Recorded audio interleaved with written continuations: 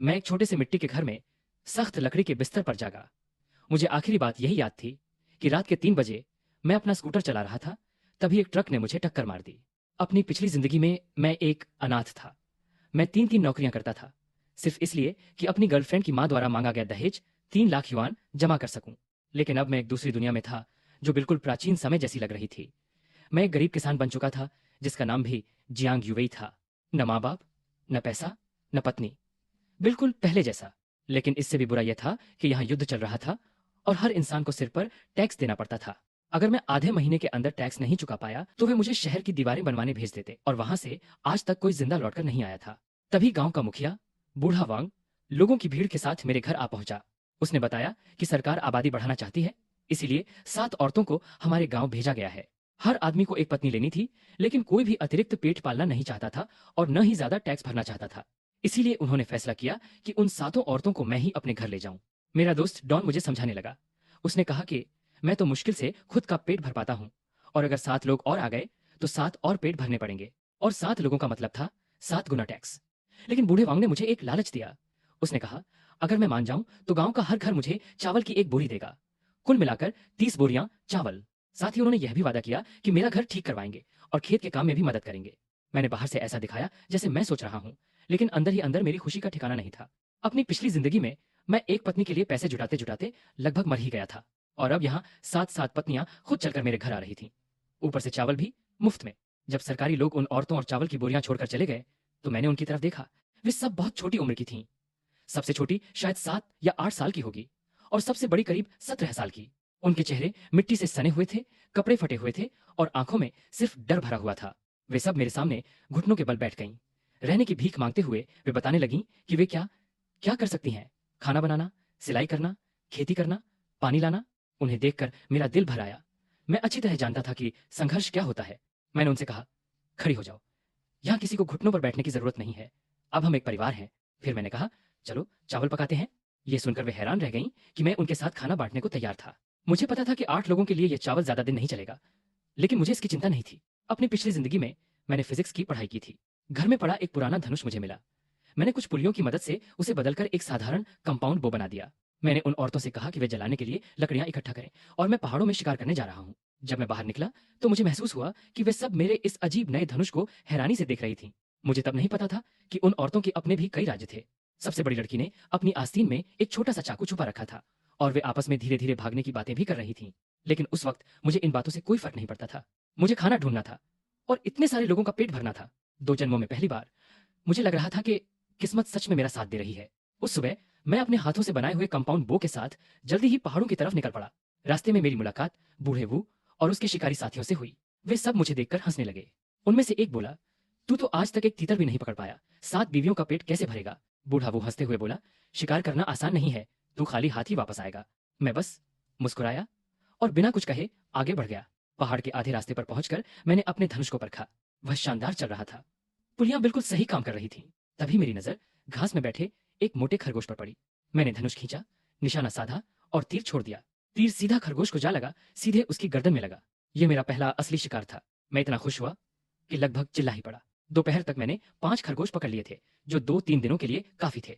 मैं घर लौटने ही वाला था कि तभी झाड़ियों में कुछ हलचल हुई। मैं धीरे धीरे आगे बढ़ा और देखा कि एक विशाल जंगली सुअर तीतर को खा रहा था। मेरा दिल तेजी से धड़कने लगा। यह बहुत खतरनाक था, लेकिन इसका मांस बेहद कीमती साबित हो सकता था। मैंने तुरंत एक तीर चलाया, जो जाकर उसके शरीर के किनारे में धंस गया। जंगली सुअर दर्द से चीखा और सीधा मेरी तरफ दौड़ पड़ा। उसकी आंखें गुस्से से लाल थीं और उसके नुकीले दांत बेहद खतरनाक लग रहे थे। मैं घबराकर पीछे हट गया। मेरे हाथ कांप रहे थे, और मैंने जल्दी से दूसरा तीर चढ़ा लिया। जब वह मुझसे सिर्फ कुछ ही मीटर दूर रह गया तो मैंने खुद को शांत रहने पर मजबूर किया। मैंने उसका सिर निशाने पर लिया और तीर छोड़ दिया। तीर सीधा उसकी आंख में घुसा और खोपड़ी के आर पार चला गया। जंगली सुअर जोर से जमीन पर गिरा और फिर बिल्कुल शांत हो गया। मेरे पैरों ने जवाब दे दिया। मैं लगभग वहीं गिर पड़ा। इस नई जिंदगी में कम से कम अब तक मैं मौत के सबसे करीब पहुंचा था। वह सुअर बहुत विशाल था, कम से कम 4 या 5 सौ पाउंड का। उसे अकेले उठाकर ले जाना मेरे बस की बात नहीं थी। किस्मत से पहाड़ पर मुझे कुछ शिकारी मिल गए। मैंने उन्हें मजदूरी देने का वादा किया ताकि वे उस सुअर को घसीटकर गांव तक ले जाने में मेरी मदद करें। जब हम वापस गांव पहुंचे तो हर कोई हमें घूरने लगा। बाकी शिकारी पूरे दिन में मुश्किल से कुछ ही पकड़ पाए थे, 2 दुबले खरगोश और कुछ छोटी चिड़िया। और इधर मैं था, जो एक विशाल जंगली सुअर, 5 खरगोश और एक तीतर लेकर लौट रहा था। बूढ़े वो के मुंह से तो उसकी पाइप ही गिर गई। सब लोग जानना चाहते थे कि मैंने यह सब कैसे किया। मैंने बस इतना कहा, आज किस्मत साथ दी गई। कुछ लोग मजाक उड़ाते हुए बोले, लगता है ऊपर वाला मरने से पहले इसे आखिरी बार अच्छा खाना देना चाहता है। लेकिन हर कोई खुश नहीं था। मुझे उस समय पता नहीं चला, लेकिन दो बदमाश वांग बियाओ और हो सान मुझे घूर रहे थे। उनकी नजरें कुछ और ही इरादा बता रही थीं। उनकी आंखों में लालच साफ दिखाई दे रहा था। वे पहले ही योजना बना चुके थे कि जैसे ही मैं मांस बेचकर लौटूंगा वे मुझे लूट लेंगे। यहाँ तक कि उनकी नजरें मेरी पत्नियों पर भी थीं। मुझे जरा भी अंदाजा नहीं था कि आगे क्या होने वाला है। उधर घर पर वे सातों औरतें हैरान रह गईं। उन्हें लगा था कि मैं उन्हें छोड़कर भाग गया हूं, लेकिन मैं तो आधा मरा हुआ पीछे विशाल सुअर घसीटते हुए घर लौटा। वे तुरंत काम में जुट गईं। किसी ने पानी उबाला, किसी ने चाकू तेज किए, तो किसी ने खरगोश साफ करने शुरू कर दिए। मैंने देखा उनकी आंखों का भाव बदल चुका था। पहले उनमें डर था, अब वहां सम्मान जैसा कुछ था। उन्हें लगा मैं कोई बहुत बड़ा शिकारी हूं, तभी तो 7 पत्नियों की जिम्मेदारी उठाने की हिम्मत की। लेकिन सच्चाई यह थी कि यह मेरी जिंदगी का पहला शिकार था। कुछ ही देर में आंगन भुने हुए मांस की खुशबू से भर गया। मैं इतना भूखा था कि खरगोश का एक टुकड़ा तोड़कर तुरंत मुंह में डाल लिया। तभी मैंने देखा सातों औरतें बस खड़ी थीं। उनकी नजरें खाने पर टिकी थीं, लेकिन कोई आगे नहीं बढ़ रही थी। मैंने कहा, आओ खाना खाओ। नीले कपड़े वाली औरत ने धीरे से पूछा, क्या हमें सच में खाने की इजाजत है? तभी मुझे याद आया, इस दुनिया में औरतों को तब तक इंतजार करना पड़ता था जब तक मर्द खाना खत्म न कर ले। उन्हें सिर्फ बचा हुआ खाना मिलता था। मैंने उसके हाथ में खरगोश की टांग रखी और कहा, यह खाना हम सबके लिए है। फिर एक एक करके सबने मांस के टुकड़े उठाए। वे इतनी तेजी से खाने लगी जैसे उन्हें बरसों से भरपेट खाना न मिला हो। 3 खरगोश, पूरा तीतर और सुअर का बड़ा हिस्सा। देखते ही देखते लगभग सब खत्म हो गया। एक दुबली पतली औरत रोने लगी और मुझे अच्छा इंसान कहने लगी। मैंने साफ कहा, इस घर में कोई सख्त नियम नहीं होंगे। जब तक मेरे पास खाना है कोई भूखा नहीं रहेगा। वे मुझे ऐसे देखने लगी जैसे मैं पागल हूं। उनमें से एक ने पूछा, आप इतने दयालु क्यों हैं? मैंने कहा, क्योंकि तुम इंसान हो, जानवर नहीं। मेरे लिए मर्द और औरत दोनों बराबर हैं। हर किसी को खाना, गर्माहट और सम्मान मिलना चाहिए। मेरी यह बात सुनकर उनमें से कई रो पड़ी। शायद उनसे पहले किसी ने कभी ऐसा नहीं कहा था। उस रात मैंने सबसे बड़ी लड़की को अपने पास बुलाया। वह करीब 17 साल की थी। चेहरे पर मिट्टी लगी थी। कपड़े साधारण थे, लेकिन उसके चलने फिरने के अंदाज में बाकी सबसे अलग शालीनता थी। मैंने उससे कहा, जाकर अपना चेहरा धो लो। जब वह मुंह धोकर वापस आई तो मैं उसे देखकर दंग रह गया। वह बेहद खूबसूरत थी। गोरी त्वचा, चमकती आंखें और एक ऐसी सहज गरिमा जो आम लोगों में नहीं दिखती। मैंने उससे उसका नाम पूछा। पहले उसने अपना नाम क्राइसेंथेमम बताया, फिर कुछ देर बाद मान लिया कि उसका असली नाम शुरशुर है। मैंने उसे कहा कि मेरे पास जो थोड़े साफ कपड़े हैं वह पहन ले। यह सुनते ही उसका चेहरा पीला पड़ गया। उसे लगा शायद मेरा इरादा गलत है, लेकिन मेरा मतलब सिर्फ इतना था कि उसके कपड़े बहुत फटे हुए थे। मेरी बात सुनकर वह हैरान रह गई। मैंने उसे बाकी औरतों की जिम्मेदारी दे दी। उसे हिसाब किताब आता था, जो हमारे लिए बहुत काम की बात थी। मैंने कहा, कल तुम मेरे साथ बाजार चलोगी। हमें यह सुअर बेचना है। हमें चावल, कपड़े, बिस्तर और सबसे जरूरी सिर पर लगने वाले टैक्स के लिए पैसे चाहिए थे। 8 लोग मतलब 8 टैक्स, और हमारे पास सिर्फ आधा महीना था। फिर मैंने कहा कि मैं बैठक में सो जाऊंगा और वे दोनों कमरों में आपस में जगह बांट लें। शुरू मुझे हैरानी से देखने लगी। घर का आदमी सबसे खराब जगह पर सोएगा, लेकिन मैं इतना थक चुका था कि कुछ समझाने की ताकत नहीं थी। मैं लेटा और तुरंत गहरी नींद में सो गया। मुझे नहीं पता था कि मेरे सोने के बाद वे सब मेरे बारे में बातें कर रही थीं। शुरशुर ने अपनी बहन मान मान को बाजार जाने की योजना बताई। मान मान को यकीन ही नहीं हुआ कि मैंने उनके साथ कुछ गलत करने की कोशिश तक नहीं की। शुरशुर ने कहा, वह बाकी मर्दों जैसा नहीं है। जब वह हमें देखता है उसकी आंखों में लालच नहीं होता। फिर भी वह मुझ पर पूरी तरह भरोसा करने के लिए तैयार नहीं थी। वे सब कुछ छुपा रही थी। उनकी असली पहचान से जुड़ा कोई बड़ा राज। शुरशुर ने तय किया कि कल बाजार की यात्रा उसके लिए मुझे परखने का मौका होगी, और मुझे इन सब बातों की बिल्कुल खबर नहीं थी। मैं तो पत्थर की तरह गहरी नींद सो रहा था। अगली सुबह जल्दी मैं और शुरशुर उधार की गाड़ी पर सुअर लाद कर बाजार के लिए निकल पड़े। चलने से पहले उसने अपने चेहरे पर कोयले की काली खमल ली ताकि उसकी खूबसूरती छुप जाए। बहुत समझदारी का काम था। भीड़-भाड़ वाले बाजार में किसी खूबसूरत औरत का अलग दिखना सुरक्षित नहीं था। रास्ते में मैंने उससे हल्की फुल्की बातें करने की कोशिश की। उसने बताया कि बचपन में वह अपने पिता के साथ बाजार जाया करती थी। फिर अचानक चुप हो गई। मैंने उससे ज्यादा सवाल नहीं किए। जैसे ही हम बाजार पहुंचे, उस विशाल सुअर को देखकर भीड़ लग गई। एक कसाई ने पूरे सुअर के बदले 5 ताइल देने की पेशकश की। मैं लगभग मान ही गया था कि तभी शुरशुर ने मेरी आस्तीन खींची और धीरे से एक सलाह दी। उसका विचार कमाल का था। मैं पीछे हट गया और सब कुछ उसे संभालने दिया। उसने सुअर के अलग अलग हिस्से किए टांगें, पसलियां, बढ़िया मांस, सिर और हर हिस्सा अलग अलग सबसे ऊंची बोली लगाने वाले को बेच दिया। उसने हर हिस्से के बारे में समझाया कि कौन सा मांस सुखाने के लिए अच्छा है, कौन सा धीमी आंच पर पकाने के लिए, और कौन सा जल्दी तलने के लिए सबसे बढ़िया रहेगा। व्यापारी उसकी बातों से इतने प्रभावित हुए कि आपस में बोली लगाने लगे। 1 घंटे से भी कम समय में पूरा सुअर बिक गया। जब मैंने पैसे गिने तो 7 ताइल से भी ज्यादा निकले, यानी कसाई की पहली बोली से पूरे 2 ताइल ज्यादा। मैं सच में प्रभावित हो गया। उसने कहा, अगर हमारे पास अच्छे औजार हों तो हम मांस को सुखाकर या धुआं देकर और भी ज्यादा कमा सकते हैं। मैंने पूछा, क्या तुम पहले भी व्यापार करती थी? उसने धीमे से कहा, मेरे पिता व्यापारी थे, मैं उन्हीं से सीखती थी। लेकिन यह कहते ही उसकी आंखें उदास हो गईं और वह चुप हो गई। उसकी कहानी में कुछ तो गड़बड़ थी। कोई साधारण शरणार्थी इतने पेशेवर व्यापारी की तरह मोलभाव कैसे कर सकता था? तभी रेशमी कपड़े पहने एक आदमी हमारे पास आया। उसने अपना परिचय दिया। मेरा नाम वू लेई है, मैं यांग ट्रेडिंग कंपनी का प्रबंधक हूँ। वो जानना चाहता था कि क्या हमारे पास बेचने के लिए और जंगली शिकार भी है। मैंने तुरंत मौका पकड़ लिया और कहा, हम पेशेवर शिकारी हैं, हम आपको नियमित रूप से जंगली मांस पहुंचा सकते हैं। वह बहुत खुश हुआ और हमें अपनी दुकान पर चलने का निमंत्रण दिया। यांग ट्रेडिंग कंपनी पूरे इलाके का सबसे बड़ा व्यापारिक घराना था। उसके मालिक यांग शुरचोंग जियांगनान के सबसे अमीर आदमी माने जाते थे। जैसे ही हम अंदर गए, मैंने देखा कि शुर उस सुनहरे बोर्ड को आंसुओं भरी आंखों से देख रही थी। मैं समझ नहीं पाया क्यों, लेकिन मैंने कुछ पूछा नहीं। अंदर जाकर मैंने चावल, कपड़ा, रजाइयां, 7 औरतों के लिए कपड़ों के सेट, नमक, मसाले और एक लोहे की बड़ी हांडी खरीदी। छूट मिलने के बाद कुल खर्च 3 ताइल और 6 सिक्के आया। यानी सुअर से कमाए पैसे का आधा हिस्सा वहीं खत्म हो गया। लेकिन घर पर सबको इन चीजों की जरूरत थी, खासकर उन औरतों को। शूर यह देखकर हैरान थी कि मैंने सबके लिए कपड़े खरीदे, लेकिन अपने लिए कुछ भी नहीं लिया। फिर मैंने प्रबंधक वो से कुछ अलग चीजें मांगी। आग सहने वाली मिट्टी, ग्रेफाइट के बर्तन, तेल और लोहार के काम का सामान। उसकी भौहें ऊपर उठ गईं। उसने पूछा, एक शिकारी को इन चीजों की क्या जरूरत? मैं थोड़ा पास झुका और धीरे से उसे कुछ कहा। मेरी बात सुनते ही उसकी आंखें चमक उठीं और वह तुरंत सब सामान तैयार कराने भागा। शुरू मुझे हैरानी से देखती रह गई। उसने भी वही सवाल पूछा, एक शिकारी को लोहार का सामान क्यों चाहिए? मैं बस मुस्कुरा दिया। मेरे दिमाग में ऐसे बड़े प्लान चल रहे थे जिनकी कल्पना भी वे नहीं कर सकते थे। सूरज ढलते ढलते हम सुअर के पैसों का ज्यादातर हिस्सा खर्च कर चुके थे। 3 ताइल सामान पर और बाकी लोहार के सामान पर भी पूरे 3 ताइल खर्च हो गए। गाड़ी पूरी तरह भर चुकी थी और हम घर की ओर लौट पड़े। जंगल वाले रास्ते में अचानक 4 नकाबपोश आदमी चाकू लेकर सामने कूद पड़े। वे और कोई नहीं, गांव के वही बदमाश वंग बियाओ और उसका गिरोह थे। उन्हें हमारा सामान, हमारे पैसे और शुर चाहिए थी। मैं शांत रहा। मैंने पहले ही एहतियात के तौर पर गाड़ी की सीट के नीचे चूने का पाउडर और एक मोटी लकड़ी छुपा रखी थी। मैंने ऐसा दिखाया जैसे मैं हार मान गया हूं।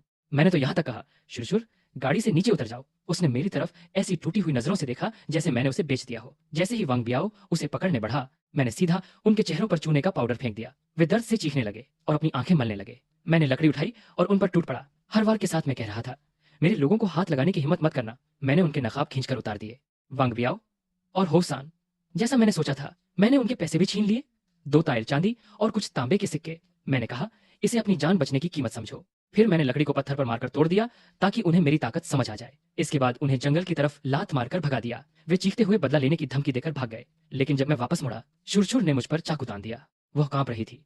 उसे यकीन था कि मैं सच में उसे छोड़ने वाला था। मैंने दोनों हाथ ऊपर किए और धीरे धीरे समझाया। मैंने कहा, यह सब मेरी योजना का हिस्सा था। मुझे उन्हें लापरवाह बनाना था, तभी चूना काम करता। आखिरकार वह शांत हुई, लेकिन जैसे ही वो आगे बढ़ी, उसका पैर पत्थर से टकराया और चाकू सीधा मेरी जांघ में घुस गया। उसका चेहरा सफेद पड़ गया। मैंने कहा, कोई बात नहीं। उसने अपनी आस्तीन से कपड़ा फाड़ा और मेरा घाव बांध दिया।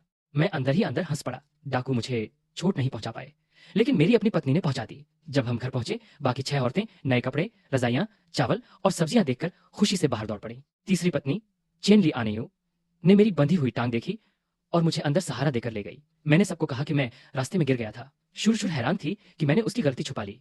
बाद में वह मेरे लिए दलिया लेकर आई और पूछने लगी, आपने झूठ क्यों बोला? मैंने कहा, क्योंकि तुम मेरी पत्नी हो, मैं तुम्हें दोष क्यों दूं? उसने हल्की सांस ली और कहा, अगर आप मेरा सम्मान जीत सके तो आपसे शादी इतनी बुरी नहीं होगी।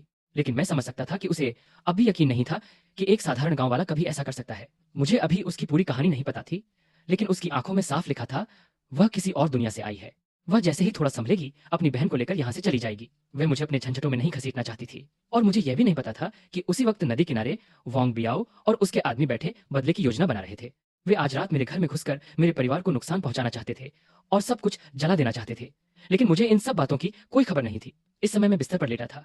टांग में घाव था, हाथ में गर्म दलिया का कटोरा, और मैं एक ऐसी चीज महसूस कर रहा था जो मैंने दोनों जन्मों में कभी नहीं की थी। एक असली घर की गर्माहट। उस रात शुर ने मेरी मदद से लोहे की भट्ठी बनाई। मैंने अपनी फिजिक्स की पढ़ाई का सारा ज्ञान लगा दिया।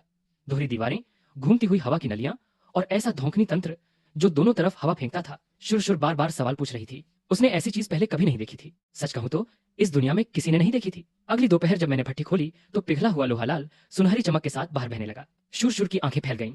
उसने कहा, सबसे बड़े कारीगरों को भी लोहा गलाने में कई दिन लग जाते हैं और आपने यह एक रात में कर दिखाया। मैंने समझाया कि मेरी भट्टी 1400 डिग्री से भी ज्यादा तापमान तक पहुंचती है, जो आम भट्टी से कहीं ज्यादा गर्म है। मुझसे गलती से डिग्री सेल्सियस निकल गया। उसने तुरंत पकड़ लिया। मैंने बात संभालते हुए कहा कि यह बस एक तकनीकी शब्द है, लेकिन मैं समझ गया था वह कोई साधारण शरणार्थी नहीं थी। उसे अच्छी तरह पता था कि यह तकनीक कितनी कीमती है। मैं महसूस कर सकता था कि उसका रवैया बदल रहा है। पहले वह यहां से भागना चाहती थी, अब वह रुकना चाहती थी। और यही तो मैं चाहता था। जब कोई औरत किसी आदमी को लेकर जिज्ञासु होने लगे, वहीं शुरुआत होती है। तभी उसने देखा कि मेरी टांग से फिर खून निकल रहा है। धौंकनी चलाते समय उसका पुराना घाव फिर खुल गया था। वह मुझे अंदर ले गई ताकि पट्टी बदल सके। उसके शरीर से हिमकमल और सुबह की ओस जैसी खुशबू आ रही थी। मैं चाहकर भी ध्यान हटाकर नहीं रख पाया। उसने कहा, घाव देखना है, पांचा ऊपर करो। मैं घबरा गया और गलती से सब कुछ नीचे खींच दिया। वह चीख पड़ी, आंखें ढक लीं और उसका चेहरा लाल हो गया। मैं भी घबरा गया और तुरंत कपड़े ठीक करने लगा। मैं बार बार माफी मांगने लगा। सच में वह सब गलती से हुआ था। थोड़ी देर की अजीब चुप्पी के बाद मैं बिस्तर पर लेट गया और वह घुटनों के बल बैठकर मेरे घाव पर दवा लगाने लगी। उसके हाथ बहुत नरम थे, लेकिन कांप रहे थे। उसके बालों की कुछ लटें मेरे गाल को छू गईं। मेरा दिल तेज धड़कने लगा। जब उसने पट्टी बांध दी तो वह जल्दी से उठकर जाने लगी। मैंने उसका हाथ पकड़कर कहा, रुको। वह घबरा गई और बोली, मेरा हाथ छोड़िए। मैंने तुरंत उसका हाथ छोड़ दिया और समझाया कि मैं बस उसे अपने पड़ोसी लीदान के पास ले जाना चाहता हूं, जो एक लोहार था। यह सुनते ही वह शांत हो गई। हम दोनों उसके घर पहुंचे, लेकिन अंदर जाने से पहले ही झगड़े की आवाजें सुनाई देने लगीं। उसकी पत्नी श्याओ जुआन चिल्ला रही थी कि तनख्वाह कम हो गई है और अब वे सिर का टैक्स कभी नहीं भर पाएंगे। जैसे ही उसने मुझे देखा, उसे लगा मैं फिर मुफ्त में मदद मांगने आया हूं। वह मुझे निकम्मा कहकर डांटने लगी। मैंने कहा, इस बार बात अलग है। मैंने एक चांदी का तायल निकाला और ली दान को उसकी महीने भर की कमाई से दोगुना देने की पेशकश की। श्याओ जुआन ने तुरंत सिक्का छीना, दांत से काट कर देखा और अचानक बहुत मीठी हो गई। ली दान इतना पैसा लेने में झिझक रहा था, लेकिन मैंने कहा कि काम भी उतना ही बड़ा है। वापसी के रास्ते में मैंने उससे कहा कि मुझे खेती के औजार नहीं, हथियार चाहिए। वह हंस पड़ा और बोला, बिना सही भट्टी के यह नामुमकिन है। तभी मैंने आंगन का दरवाजा खोला और अपनी भट्टी दिखा दी। उसने उस लौकी जैसी बनी भट्टी को देखा और फिर हंसने लगा। लेकिन जैसे ही मैंने आग जलाई और धौंकनी चलाई, लपटें सफेद तपने लगी। उसका जबड़ा खुला का खुला रह गया। उसने कहा, शहर की सबसे अच्छी भट्टी भी इतना तापमान नहीं दे सकती। वह बार बार पूछने लगा कि यह डिजाइन मुझे कहां से मिला। मैंने झूठ बोल दिया कि किसी पुरानी किताब में देखा था। शुर शुर पास ही खड़ी थी। मैं समझ गया कि उसे मेरी बात पर यकीन नहीं हुआ, लेकिन उसने कुछ कहा नहीं। लीदान तुरंत काम में जुट गया। मेरी भट्टी के बेहतरीन लोहे और उसके हुनर से उसने एक शानदार खंजर तैयार किया। उसकी धार पानी जैसी चिकनी थी और इतनी तेज कि पत्थर पर गहरी रेखा बना दे फिर भी जरा सा निशान न पड़े। लीदान खुशी से झूम उठा। उसने कहा, जैसे जैसे मैं इस भट्टी का आदी हो जाऊंगा, हथियार और भी बेहतर बनेंगे। मैंने वह तैयार खंजर उठाया और शुर शुर को दे दिया। वह हैरान रह गई। आखिर कुछ दिन पहले उसी ने मुझे चाकू मार दिया था। उसने पूछा, क्या आपको डर नहीं कि मैं इसे फिर आपके खिलाफ इस्तेमाल करूंगी? मैंने उसकी आंखों में देखते हुए कहा, तुम मेरी पत्नी हो, मुझे तुम पर भरोसा है, फिर डर कैसा? उसके चेहरे पर कुछ नरमी आई, बहुत हल्की, मगर मैंने देख ली। लेकिन उसी रात मुसीबत फिर आ गई। नकाब पहने कुछ आदमी हमारे घर पहुंचे। उनका इरादा मेरी पत्नियों को नुकसान पहुंचाने का था। मैं गहरी नींद में था कि अचानक किसी ने मुझे जगा दिया। मेरे कंधे पर एक बर्फ जैसे ठंडा हाथ था और एक अजीब आवाज फुसफुसाई, उठो, बुरे लोग आ रहे हैं। मैंने आंखें खोली, लेकिन वहां कोई नहीं था। ऐसा लगा जैसे कोई भूत हो। सोचने का समय नहीं था। मैं खिड़की तक दबे पा गया और बाहर झांका। वांग बियाओ, होसान और दो और आदमी दीवार फांदकर अंदर आ रहे थे। उनके हाथों में चाकू और कुल्हाड़ियां थीं। चेहरों पर सिर्फ बदले की आग थी। ये उसी पिटाई का बदला था जो मैंने रास्ते में उन्हें दी थी। मुझे अपना धनुष चाहिए था, लेकिन उससे पहले ही उन्होंने दरवाजा तोड़ दिया और सीधे कमरे की तरफ दौड़े। औरतें चीख उठीं। उन लोगों ने उनकी गर्दनों पर हथियार रख दिए और चुप रहने को कहा। मेरी पत्नियां कांप रही थीं, रो रही थीं, मुंह दबाए खड़ी थीं। वांग बियाओ चिल्लाया, वह कहाँ है? किसी ने जवाब नहीं दिया। तभी उनकी नजर शुर शुर पर पड़ी। उसने चेहरे से कालिख धो दी थी और उसकी असली सुंदरता सामने थी। वे सब जैसे जम गए। उन्होंने सुना था कि मेरी पत्नियां बदसूरत हैं, लेकिन शुर शुर तो जैसे किसी दूसरी दुनिया की लग रही थी। वे जानवरों की तरह उसके लिए आपस में लड़ने लगे। गंदी बातें, गंदी हंसी। शुर शुर ने हाथ बांध लिए। चेहरा पीला पड़ गया, लेकिन उसकी आंखों में अब भी लड़ने की आग थी। वह अपनी इज्जत खोने से बेहतर मरना पसंद करती। वांग बियाओ बाकी सबको धक्का देकर अलग करता हुआ उसकी तरफ बढ़ा। वह गंदी मुस्कान के साथ बोला, उसे भूल जाओ, मेरे साथ चलो। उसी पर मैंने तीर छोड़ दिया। तीर दरवाजे को चीरता हुआ गया और एक आदमी को जा लगा। वह चीखता हुआ जमीन पर गिर पड़ा। सब लोग जम गए। मैं दरवाजे पर खड़ा था, हाथ में कंपाउंड बो और दूसरा तीर पहले से चढ़ा हुआ, वही धनुष जिसने जंगली सुअर गिराया था। मैंने उन्हें देखा और कहा, मेरी पत्नी को छूने की हिम्मत कैसे हुई? मरने के लिए तैयार हो जाओ। मैंने दो को वहीं मार गिराया, तीसरा भी ढेर हो गया। कंपाउंड बो बेहद भयानक था। तीर हड्डियां चीरते हुए आदमी को दीवार से टांग दे रहे थे। वांग बियाओ और होसान डर से जम गए। उन्होंने ऐसा हथियार कभी नहीं देखा था। लेकिन वांग बियाओ चालाक था। उसने तुरंत शुर शुर को पकड़ लिया और उसकी गर्दन पर चाकू रख दिया। अब वह उसे ढाल बनाकर खड़ा था। मैंने धनुष ताना, लेकिन तीर नहीं चला सकता था। अगर चलाता तो शुरशुर को लग सकता था। हम दोनों फंस गए थे। तभी शुरशुर ने अपनी चाल चली। उसने वही खंजर निकाला जो मैंने उसे दिया था और सीधा वांग बियाओ को घोंप दिया। वह दर्द से चीखा और उस पर वार करने लगा। उसी समय न जाने कहां से एक पत्थर उड़ता हुआ आया और उसकी पीठ पर लगा। वह गिर पड़ा। मुझे नहीं पता वह पत्थर किसने फेंका, लेकिन मैंने समय बर्बाद नहीं किया। मैंने तीर छोड़ दिया। तीर हो सान को पार करता हुआ वांग बियाओ में भी जा धंसा, लेकिन उसने अंदर छिपा कवच पहन रखा था। उसी ने उसकी जान बचा ली। वह खिड़की से कूदकर अंधेरे में भाग गया। शुरशुर को बस हल्की खरोंच आई थी। बाकी औरतें डर से सहमी हुई थीं। हमारे घर में 3 लाशें पड़ी थीं। मैंने सबको दूसरे कमरे में भेज दिया और खुद सफाई करने लगा। अगली सुबह ली दान काम पर आया और लाशें देखकर लगभग बेहोश हो गया। मैंने उसे सब बताया। उसे यकीन नहीं हुआ कि मैंने अकेले 4 हथियारबंद लोगों से लड़ाई की। वह बोला, तुम पूरी तरह बदल गए हो। पुराना जियांग यूवेई तो मुर्गी मारने से भी डरता था। मैं हंसकर बोला, 7 पत्नियां आदमी को बदल देती हैं। फिर ली दान ने चेतावनी दी। वांग बियाओ का एक भाई था जो वुल्फ रिज के डाकुओं के साथ काम करता था। पूरे इलाके का सबसे खतरनाक गिरोह। सरकार भी उनसे डरती थी। अगर वांग बियाओ ने उनकी मदद ली तो मेरा परिवार बड़े खतरे में था। मैं भी सोच रहा था कि मुझे रात को जगाया किसने था। वह ठंडा हाथ, वह अजीब आवाज। 7 औरतें तो सो रही थीं। मतलब कोई कुछ छुपा रहा था। मैं अभी अधिकारियों के पास शिकायत करने जाने ही वाला था कि वे खुद मेरे दरवाजे पर आ पहुंचे। उनके साथ लंगड़ाता हुआ वांग बियाओ भी था, चेहरे पर घमंडी मुस्कान लिए। उसने मेरी तरफ उंगली उठाकर चिल्लाया, इसने मेरे दोस्तों को मार दिया और हमारे पैसे भी लूट लिए। पूरा गांव जमा हो गया। मरे हुए लोगों के परिवार रो रहे थे, चीख रहे थे। होसान की बूढ़ी मां मुझे कोस रही थी। एक विधवा बच्चे को गोद में लेकर मुझे हत्यारा कह रही थी। एक आदमी मेरी जान की मांग कर रहा था। आधा गांव मुझे फांसी पर चढ़ाने को तैयार था। तभी लीदान आगे आया और मेरे पक्ष में बोला कि यह आत्मरक्षा थी। फिर मेरी 7 पत्नियां भी आ गईं। शियलियानियों ने साफ आवाज में कहा, आधी रात को कोई हथियार लेकर किसी के घर में घुसता है तो उसका इरादा अच्छा नहीं होता। मेरे पति ने सिर्फ हमारी रक्षा की है। बाकी औरतों ने भी सच्चाई बता दी। भीड़ का रुख बदलने लगा। सब जानते थे कि वांग बियाओ और उसका गिरोह बदमाश थे। लोग उसी के खिलाफ बोलने लगे। लेकिन वांग बियाओ ने आखिरी चाल चली। उसने अधिकारियों से कहा कि मैंने उन्हें खुद बुलाया था और पैसों के लिए हमला किया। उसने यह भी कहा कि उसकी चांदी पर बियाओ लिखा है, जो मेरे पास मिलेगी। मेरा दिल धक से रह गया। वह सही था। रास्ते में लूटे गए वही सिक्के अभी मेरी जेब में थे। अधिकारियों ने तलाशी ली और चांदी निकाल ली। वांग बियाओ की मुस्कान लौट आई। उसे लगा वह जीत गया। मेरी पत्नियां डर गईं। लेकिन जब अधिकारी ने सिक्के पर लिखा पढ़ा, उस पर बियाओ नहीं लिखा था। उस पर लिखा था, मैं अपनी पत्नी से प्यार करता हूँ। वांग बियाओ ने खुद सिक्का छीना और पढ़ा। उसका चेहरा सफेद पड़ गया। उसे समझ ही नहीं आया ये कैसे हुआ। मैंने गंभीर चेहरा बनाकर कहा, मैंने खुद यह लिखवाया है ताकि मुझे अपनी 7 पत्नियों से प्यार करना याद रहे। शुरशुर और बाकी सब शर्मा गईं। उन्हें लगा मैं बेशर्म हूं, लेकिन अंदर से वे खुश भी थीं। मैंने वह चांदी अधिकारियों को चाय पानी के नाम पर दे दी और कहा कि वांग बियाओ की जांच की जाए, क्योंकि उसने मेरे घर में घुसकर परिवार को धमकाया था। वे उसे पकड़कर ले गए। वह जाते जाते भी चिल्ला रहा था कि मैं उसे फंसा रहा हूं। अधिकारी जाते समय शुरशुर को घूरकर बोला, ये लड़की कहीं देखी हुई लगती है। मेरा दिल कस गया, लेकिन शुरशुर शांत रही। उसने कहा, मैं तो बस उन औरतों में से हूं जिन्हें यहाँ शादी के लिए भेजा गया था। अधिकारी ने कंधे उचकाए और चला गया, लेकिन मैंने यह बात याद रख ली। जब हम अकेले हुए, शुरशुर ने पूछा, आपने चांदी वाला खेल कैसे किया? मैंने सच बता दिया। मुझे पहले से शक था कि वांग बियाओ यही चाल चलेगा। इसलिए भट्ठी बनने के बाद मैंने उसकी चांदी पिघलाकर नए शब्द खुदवा दिए। जो भट्ठी लोहे को पिघला सकती है, उसके लिए चांदी कोई मुश्किल नहीं थी। वह प्रभावित हुई, लेकिन अब भी चिंतित थी। उसने कहा, इस दुनिया के अधिकारी भ्रष्ट हैं। वांग बियाओ शायद ज्यादा दिन बंद नहीं रहेगा। मैंने सिर हिलाया। मैंने कहा, तब हमें उसे हमेशा के लिए खत्म करना होगा। वह चौंकी, फिर धीरे से सिर हिलाया। उसने कहा, मेरे अनुभव ने मुझे सिखाया है, अगर समस्या को खत्म न करो तो वह वापस लौटती है। मैंने तुरंत उस बात को पकड़ लिया। मेरा अनुभव, एक जवान शरणार्थी लड़की को दुश्मनों और खतरों का ऐसा कौन सा अनुभव हो सकता था? मैंने उससे उस अधिकारी के बारे में पूछा जिसने उसे पहचान लिया था। उसने होंठ काटे और कहा, इस बारे में मत पूछिए। मेरा राज्य जानना आपके लिए मौत बुलाने जैसा होगा। उसने बताया कि वह और उसकी बहन मानमान जल्द ही यहाँ से जाने वाले थे, इससे पहले कि उनकी मुसीबत उन्हें ढूंढते हुए यहाँ पहुंच जाए। वे मुझे अपने साथ डुबाना नहीं चाहती थी। मैंने बस उसके कंधे पर हाथ रखा और कहा, तुम मेरी पत्नी हो, चाहे सिर्फ नाम की ही सही। अगर मुसीबत आई तो मैं खड़ा तमाशा नहीं देखूंगा। उसकी आंखें लाल हो गईं। उसने जल्दी से आंसू पोंछ लिए, जैसे कुछ हुआ ही ना हो। बाद में मैंने सुना, मान शुर से कह रही थी कि मैं अच्छा इंसान हूं और शायद उसे मुझे सच में अपना पति मान लेना चाहिए। शुर ने उसे डांट दिया। उसने कहा, हमारे और उसके बीच बहुत बड़ा फर्क है और हमारे पीछे जो खतरा पड़ा है वह बहुत बड़ा है। अगर हमारा राज्य खुल गया तो सब मर जाएंगे। वह भी। मैं कोने में खड़ा सब सुन रहा था। मेरी मुट्ठियां भींच गईं।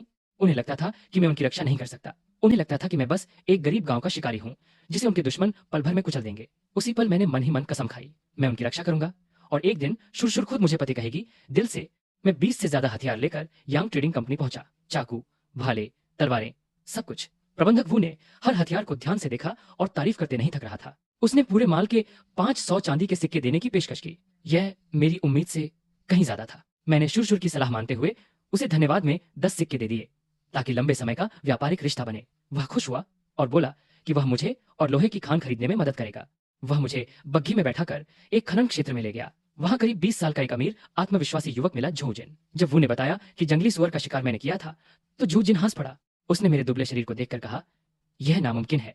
उसने शर्त रखी, अगर मैं साबित कर दूं कि सुअर मैंने मारा था तो वह मुझे सबसे अच्छा लोहा मुफ्त में देगा। मैंने अपना नया कंपाउंड बो निकाला। ली दान ने मेरे नए डिजाइन से उसे और हल्का, मजबूत और ताकतवर बना दिया था। सब लोग उस अजीब हथियार को घूरने लगे। मैं 100 कदम दूर जाकर खड़ा हुआ, डोरी खींची और तीर छोड़ दिया।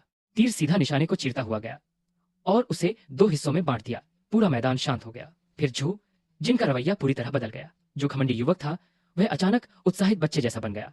वह दौड़कर आया, झुका और बोला, मुझे अपना शिष्य बना लीजिए। उसने कहा, मेरी तीरंदाजी दिव्य है और वह मेरी सेवा पिता की तरह करेगा।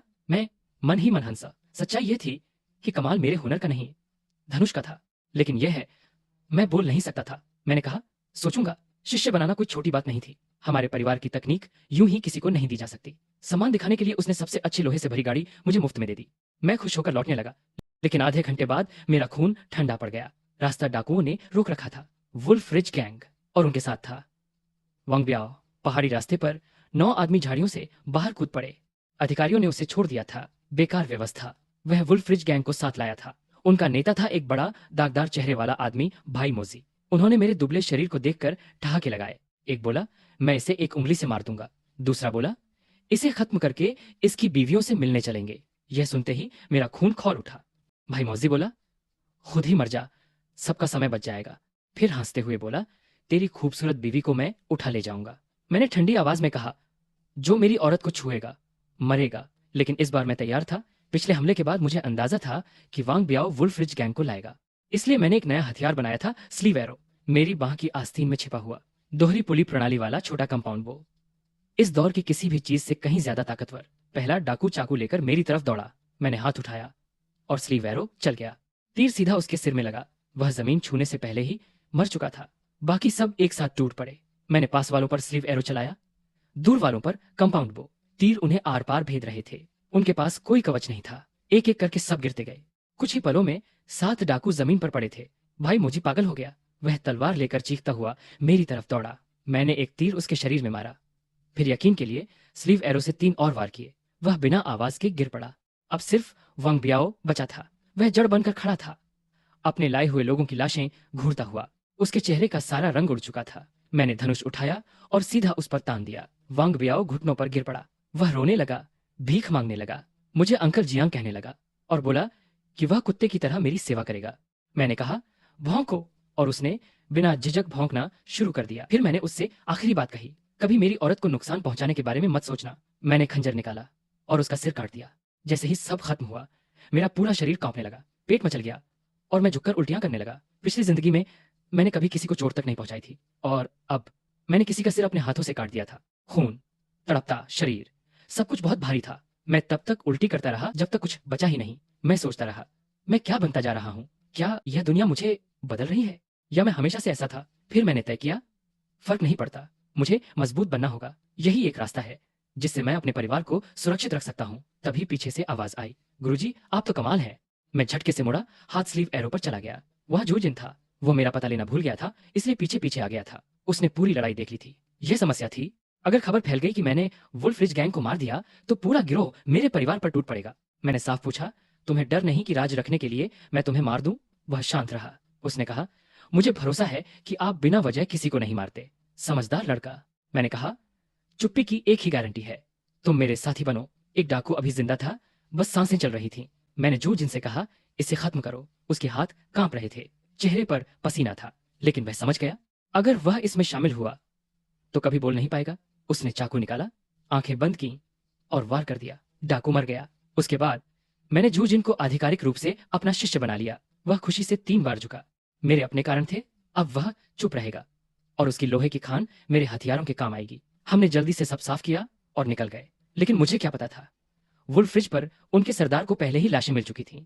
वह गुस्से से कांप रहा था, मेजें पलट रहा था, जवाब मांग रहा था। उसने अपने आदमियों को हुक्म दिया कि जिसने उसके भाइयों को मारा है उसे और उसके पूरे परिवार को खत्म कर दिया जाए। शिकार शुरू हो चुका था और वह सीधा मेरी तरफ आ रहा था।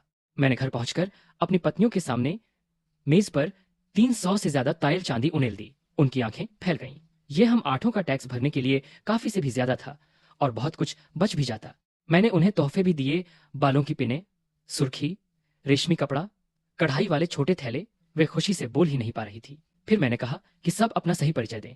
पहली पत्नी शुरशुर, दूसरी छिन्न लियानायु, तीसरी लीना जिश्या, चौथी जाजी, शायद असली नाम नहीं, पांचवीं लीटिंग, छठी जुआन, सातवीं मानमान, शुरशुर की छोटी बहन सिर्फ 8 या 9 साल की। मैंने सबको कहा कि मुझे मालिक कहना बंद करें। हम सब बराबर हैं। इस परिवार में कोई ऊंच नीच नहीं होगी। मुझे नहीं पता था कि मेरे जाने के बाद वे सब मेरे बारे में बात कर रही थी। छिन लियानायु ने कहा कि उसने गांव में पूछताछ की थी।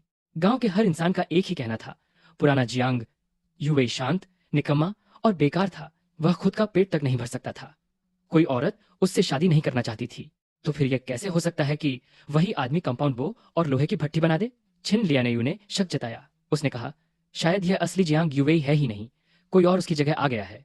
वे सब समझ नहीं पा रही थीं, लेकिन इतना जरूर जान गई थीं कि मैं कोई बड़ा राज छुपा रहा हूं। उस रात मैंने दूसरी लोहे की भट्टी भी बना दी। मुझे हथियार तेजी से बनाने थे। वुल्फ्रिज बदला लेने जरूर आएगा। और शुरशुर के पीछे जो रहस्यमय खतरा था वह भी अभी बाकी था। जब मैं काम खत्म कर चुका तभी शुरशुर मेरे पास आई, लेकिन आज वह बिल्कुल अलग लग रही थी। उसने नया गुलाबी जोड़ा पहना था, गहने लगाए थे और हल्का सा श्रृंगार किया था। वह इतनी खूबसूरत लग रही थी कि कुछ पल मैं बस उसे देखता रह गया। वह मुस्कुराई और बोली, मैं आपका चेहरा धो दूं? फिर धीरे से पूछा, मुझे समझाइए, यह भट्टी कैसे काम करती है? मैं तुरंत समझ गया, उसे तकनीक चाहिए थी। उसने खुद मान भी लिया। उसने कहा, अगर यह तकनीक मेरे हाथ लग जाए तो इसकी कीमत 1000 गुना बढ़ सकती है। उसने भविष्य में मुझे 1000 सोने के सिक्कों का वादा किया। मैंने कहा, मुझे सोना नहीं चाहिए। वह चौंकी। मैं मुस्कुराया और बोला, मुझे कंधे की मालिश चाहिए। वह हैरान रह गई, लेकिन मान गई। उसके हाथ नरम थे और हुनरमंद भी। जब वह मेरे कंधे दबा रही थी, मैंने कहा, मुझे पुराने तरीके से नहीं, आधुनिक तरीके से पति कहो। उसका चेहरा लाल हो गया, लेकिन उसने धीरे से कहा, पति। मेरे होंठों पर मुस्कान आ गई। मैंने उसका हाथ पकड़ा और उसे बिस्तर पर अपनी तरफ खींच लिया। हमारे चेहरे बहुत करीब थे। उसका दिल तेज धड़क रहा था। मैं महसूस कर सकता था। मैं झुककर उसे चूमने ही वाला था कि अचानक उसकी नजर दरवाजे पर गई। वहां वान्नी, लियानायु और मानमान खड़ी थीं। बड़ी बड़ी मुस्कानों के साथ सब देख रही थीं। शुरशुर ने मुझे धक्का दिया। बदमाश कहकर वह भाग गई। मैं वहीं बैठा उसके इत्र की खुशबू अपने हाथों पर महसूस करता मुस्कुराता रहा। एक दिन वह खुद मेरे पास लौटेगी। अगले कुछ दिन मैं हथियार बनाने में लगा रहा, लेकिन एक सुबह गांव में अचानक चीख पुकार मच गई। मैं दौड़कर पहुंचा तो देखा बूढ़ा वू और उसकी पत्नी अधिकारियों के सामने घुटनों पर गिरे रो रहे थे। वे उनके बेटों को घसीट कर ले जा रहे थे, क्योंकि वे सिर का टैक्स नहीं भर पाए थे। उन्हें शहर की दीवारें बनाने भेजा जा रहा था और वहां से कोई वापस नहीं आता था। बूढ़ी वू की पत्नी रोते हुए बोली, मेरे बेटों को छोड़ दो, मुझे ले जाओ। अधिकारी हंस पड़ा। उसने कहा, बूढ़े लोग बेकार होते हैं, हमें जवान और ताकतवर चाहिए। मैं आगे बढ़ा और 5 तायल चांदी देकर बूढ़े वू के दोनों बेटों को छुड़ा लिया। पूरा गांव दंग रह गया। किसी को यकीन नहीं था कि मेरे पास इतना पैसा है। लीदान ने मुझे अलग ले जाकर कहा, इतना धन दिखाना ठीक नहीं। मैंने कहा, यह भी मेरी योजना का हिस्सा है। मैं जानता था अगली बार टैक्स आएगा तो बूढ़ा वो फिर फंसेगा और तब वह खुद मेरे पास आएगा। जैसा मैंने सोचा था वैसा ही हुआ। अगले दिन बूढ़ा वो अपनी पत्नी और दोनों बेटों के साथ मेरे घर आया। उनके हाथ में धन्यवाद के लिए सूखा मांस था, लेकिन जैसे ही उन्होंने मेरी 2 जलती भट्टियां और काम करते ली, दान को देखा, उनके मुंह खुले रह गए। मैंने उन्हें काम की पेशकश की। हर आदमी को महीने के 2 ताएल चांदी, ठीक वही जितना अली दान को देता था। लेकिन मैंने सच भी बता दिया, काम खतरनाक है, लोग दुश्मन बनेंगे, लड़ना भी पड़ सकता है। बूढ़ा वो बिना सोचे बोला, तुमने मेरा परिवार बचाया है, मैं तुम पर भरोसा करता हूँ। उसके दोनों बेटे झाओ दाओ और झाओ युन वहीं वफादारी की कसम खा बैठे। मैंने उन्हें आधे महीने की तनख्वाह पहले ही दे दी। उस रात हमने दावत की, लेकिन अगली सुबह मैं उन्हें भट्टी पर नहीं ले गया, मैं उन्हें पहाड़ों में ले गया। बूढ़ा वो हैरान था, क्या हमें हथियार नहीं बनाने? मैंने कहा, अगर तुम मर गए तो पैसा किस काम का? पहले ट्रेनिंग होगी। मैंने सबको कंपाउंड बो दिए। बूढ़े वो ने डोरी खींची, तीर छोड़ा और सूखे पेड़ में गहरा धंस गया। उसकी आंखें फैल गईं। इतनी ताकत और स्थिरता उसने कभी नहीं देखी थी। झाओ दाओ और झाओ युन ने भी चलाया और दंग रह गए। ये तीनों उम्र भर के शिकारी थे, मुझसे कहीं बेहतर निशानेबाज। अब उनके हाथों में कंपाउंड बो थे। वे बेहद खतरनाक बन चुके थे। बूढ़े वो ने मुझे सही तीरंदाजी सिखाने की पेशकश की। मैंने खुशी से स्वीकार कर लिया। उसकी निगरानी में मेरा निशाना और शरीर का संतुलन तेजी से सुधरने लगा। हमने साथ मिलकर शिकार किया। थैलियां खरगोशों और जंगली मुर्गों से भर गईं। सब कुछ आसान लग रहा था। तभी झाड़ियों में हरकत हुई। मुझे लगा कोई और जानवर होगा, लेकिन अगले ही पल झाड़ियों को चीरता हुआ एक विशाल बाघ बाहर कूदा। मैं किसी तरह लुढ़क कर बचा। उसके पंजों ने मेरी पीठ चीर दी। जलती हुई दर्द की लकीरें दौड़ गईं। मैंने स्लीव एरो चलाया। तीर उसके कंधे में लगा, लेकिन वह रुका नहीं। उसने फिर हमला किया और मेरी बांह खोल दी। मैंने दूसरा तीर चलाया। इस बार उसके पेट में लगा। वह दहाड़ा, लुढ़का, फिर खड़ा हो गया। तभी बूढ़ा वू, झाओ दाओ और झाओ यून दौड़ते हुए आए। तीनों ने लगातार तीर चलाए। बाघ का फर खून से भीग गया, लेकिन वो गिरा नहीं। वह झाओ दाओ पर टूटा और उसकी बांह फाड़ दी। बूढ़े वू ने शिकार वाला चाकू उसके शरीर में घोंप दिया। बाघ की पूंछ के वार से वह भी लड़खड़ा गया। बूढ़ा वू चिल्लाया, पेड़ों पर चढ़ो। बाघ नहीं चढ़ सकता। हम सब भागकर पेड़ों पर चढ़ गए, लेकिन बाघ मेरी तरफ देखने लगा। मैं सबसे छोटे पेड़ पर था। वह पीछे हटा और पूरी ताकत से तने पर टकराया। एक बार, दूसरी बार। पेड़ टूट गया। मैं नीचे गिर पड़ा और अगले ही पल बाघ मेरे ऊपर था। मैं उसके दांत देख सकता था, उसकी लार, उसका खुला हुआ जबड़ा मेरी आंखों के ठीक ऊपर। मैं जम गया। शरीर का हर हिस्सा चिल्ला रहा था, यही अंत है। ऊपर से बूढ़ा वो मेरा नाम चिल्ला रहा था, लेकिन कुछ कर नहीं सकता था। बाघ मुझ पर झपटा। मुझे लगा सब खत्म, लेकिन आखिरी पल में मैंने अपनी आस्तीन के सारे तीर उसके पेट में खाली कर दिए। इतनी नजदीक से चले हुए संशोधित तीरों ने उसके अंदरूनी हिस्से चीर डाले। बाघ वहीं मेरे ऊपर गिर पड़ा, मरा हुआ। बूढ़ा वू, झाओ दाओ और झाओ यून पेड़ों से कूदे और चाकुओं से बाघ को बार बार मारने लगे। उन्हें पता ही नहीं था कि वह पहले ही मर चुका है। वे सिर्फ मुझे बचाना चाहते थे। जब बूढ़े वू ने उसका भारी शरीर हटाया, मैं नीचे पड़ा था, खून से लथपथ, मुश्किल से सांस लेता हुआ। उन्होंने पूछा, तुम ठीक हो? मैंने कहा, हाँ, लेकिन मेरी आवाज कांप रही थी। सच ये था कि मैं मौत के इतने करीब पहले कभी नहीं गया था। हम सब वहीं जमीन पर बैठ गए, थके हुए, पसीने और खून में भीगे हुए, उस मरे बाघ को घूरते हुए। मैंने कहा, कुछ अजीब है, इन पहाड़ों में बाघ नहीं होते। बूढ़े वू ने सिर हिलाया। वह दशकों से यहाँ शिकार कर रहा था। उसने कभी बाघ नहीं देखा था। फिर ये आया कहां से? किसी के पास जवाब नहीं था। तभी झाओ दाओ हंस पड़ा। उसने कहा, अब हम बाघ मारने वाले वीर हैं। एक शिकारी के लिए बाघ मारना सबसे बड़ा सम्मान था। बूढ़ा वो मुस्कुराया और बोला, इस किस्से पर सालों तक घमंड करेंगे। मैंने याद दिलाया कि बाघ की खाल और हड्डियां बहुत महंगी बिकेंगी। जो चीज हमें मारने आई थी, वही हमें अमीर बना सकती है। आराम करने के बाद हम बाघ को घसीटते हुए गांव लाए। नदी किनारे कपड़े धो रही एक औरत ने बाघ देखा और चीख मारकर कपड़े पानी में गिरा दिए। कुछ ही मिनटों में पूरा गांव जमा हो गया। किसी को विश्वास नहीं हो रहा था। ज्यादातर लोगों ने कभी बाघ देखा ही नहीं था। सब पूछ रहे थे, कैसे मारा, कहाँ मिला? किसी ने भागकर मुखिया को खबर दी। पहले तो उसने माना ही नहीं, लेकिन जब बच्चा बार बार कहता रहा, जल्दी चलो, कोई ले जाएगा, तो वह खुद आया। बाघ को देखते ही उसके होश उड़ गए। जिस आदमी को वह हमेशा निकम्मा समझता था, उसने राजसी बाघ मार दिया था। वह मुझे ऐसे घूर रहा था जैसे भूत देख लिया हो। मैं खून से सना था, कपड़े फटे थे, घाव अब भी बह रहे थे। शायद मैं डरावना लग रहा था। तभी घोड़ों की टापें सुनाई दी। 20 से ज्यादा घुड़सवार धूल उड़ाते हुए गांव की तरफ आ रहे थे। किसी ने चीखकर कहा, वुल्फ रिज गैंग।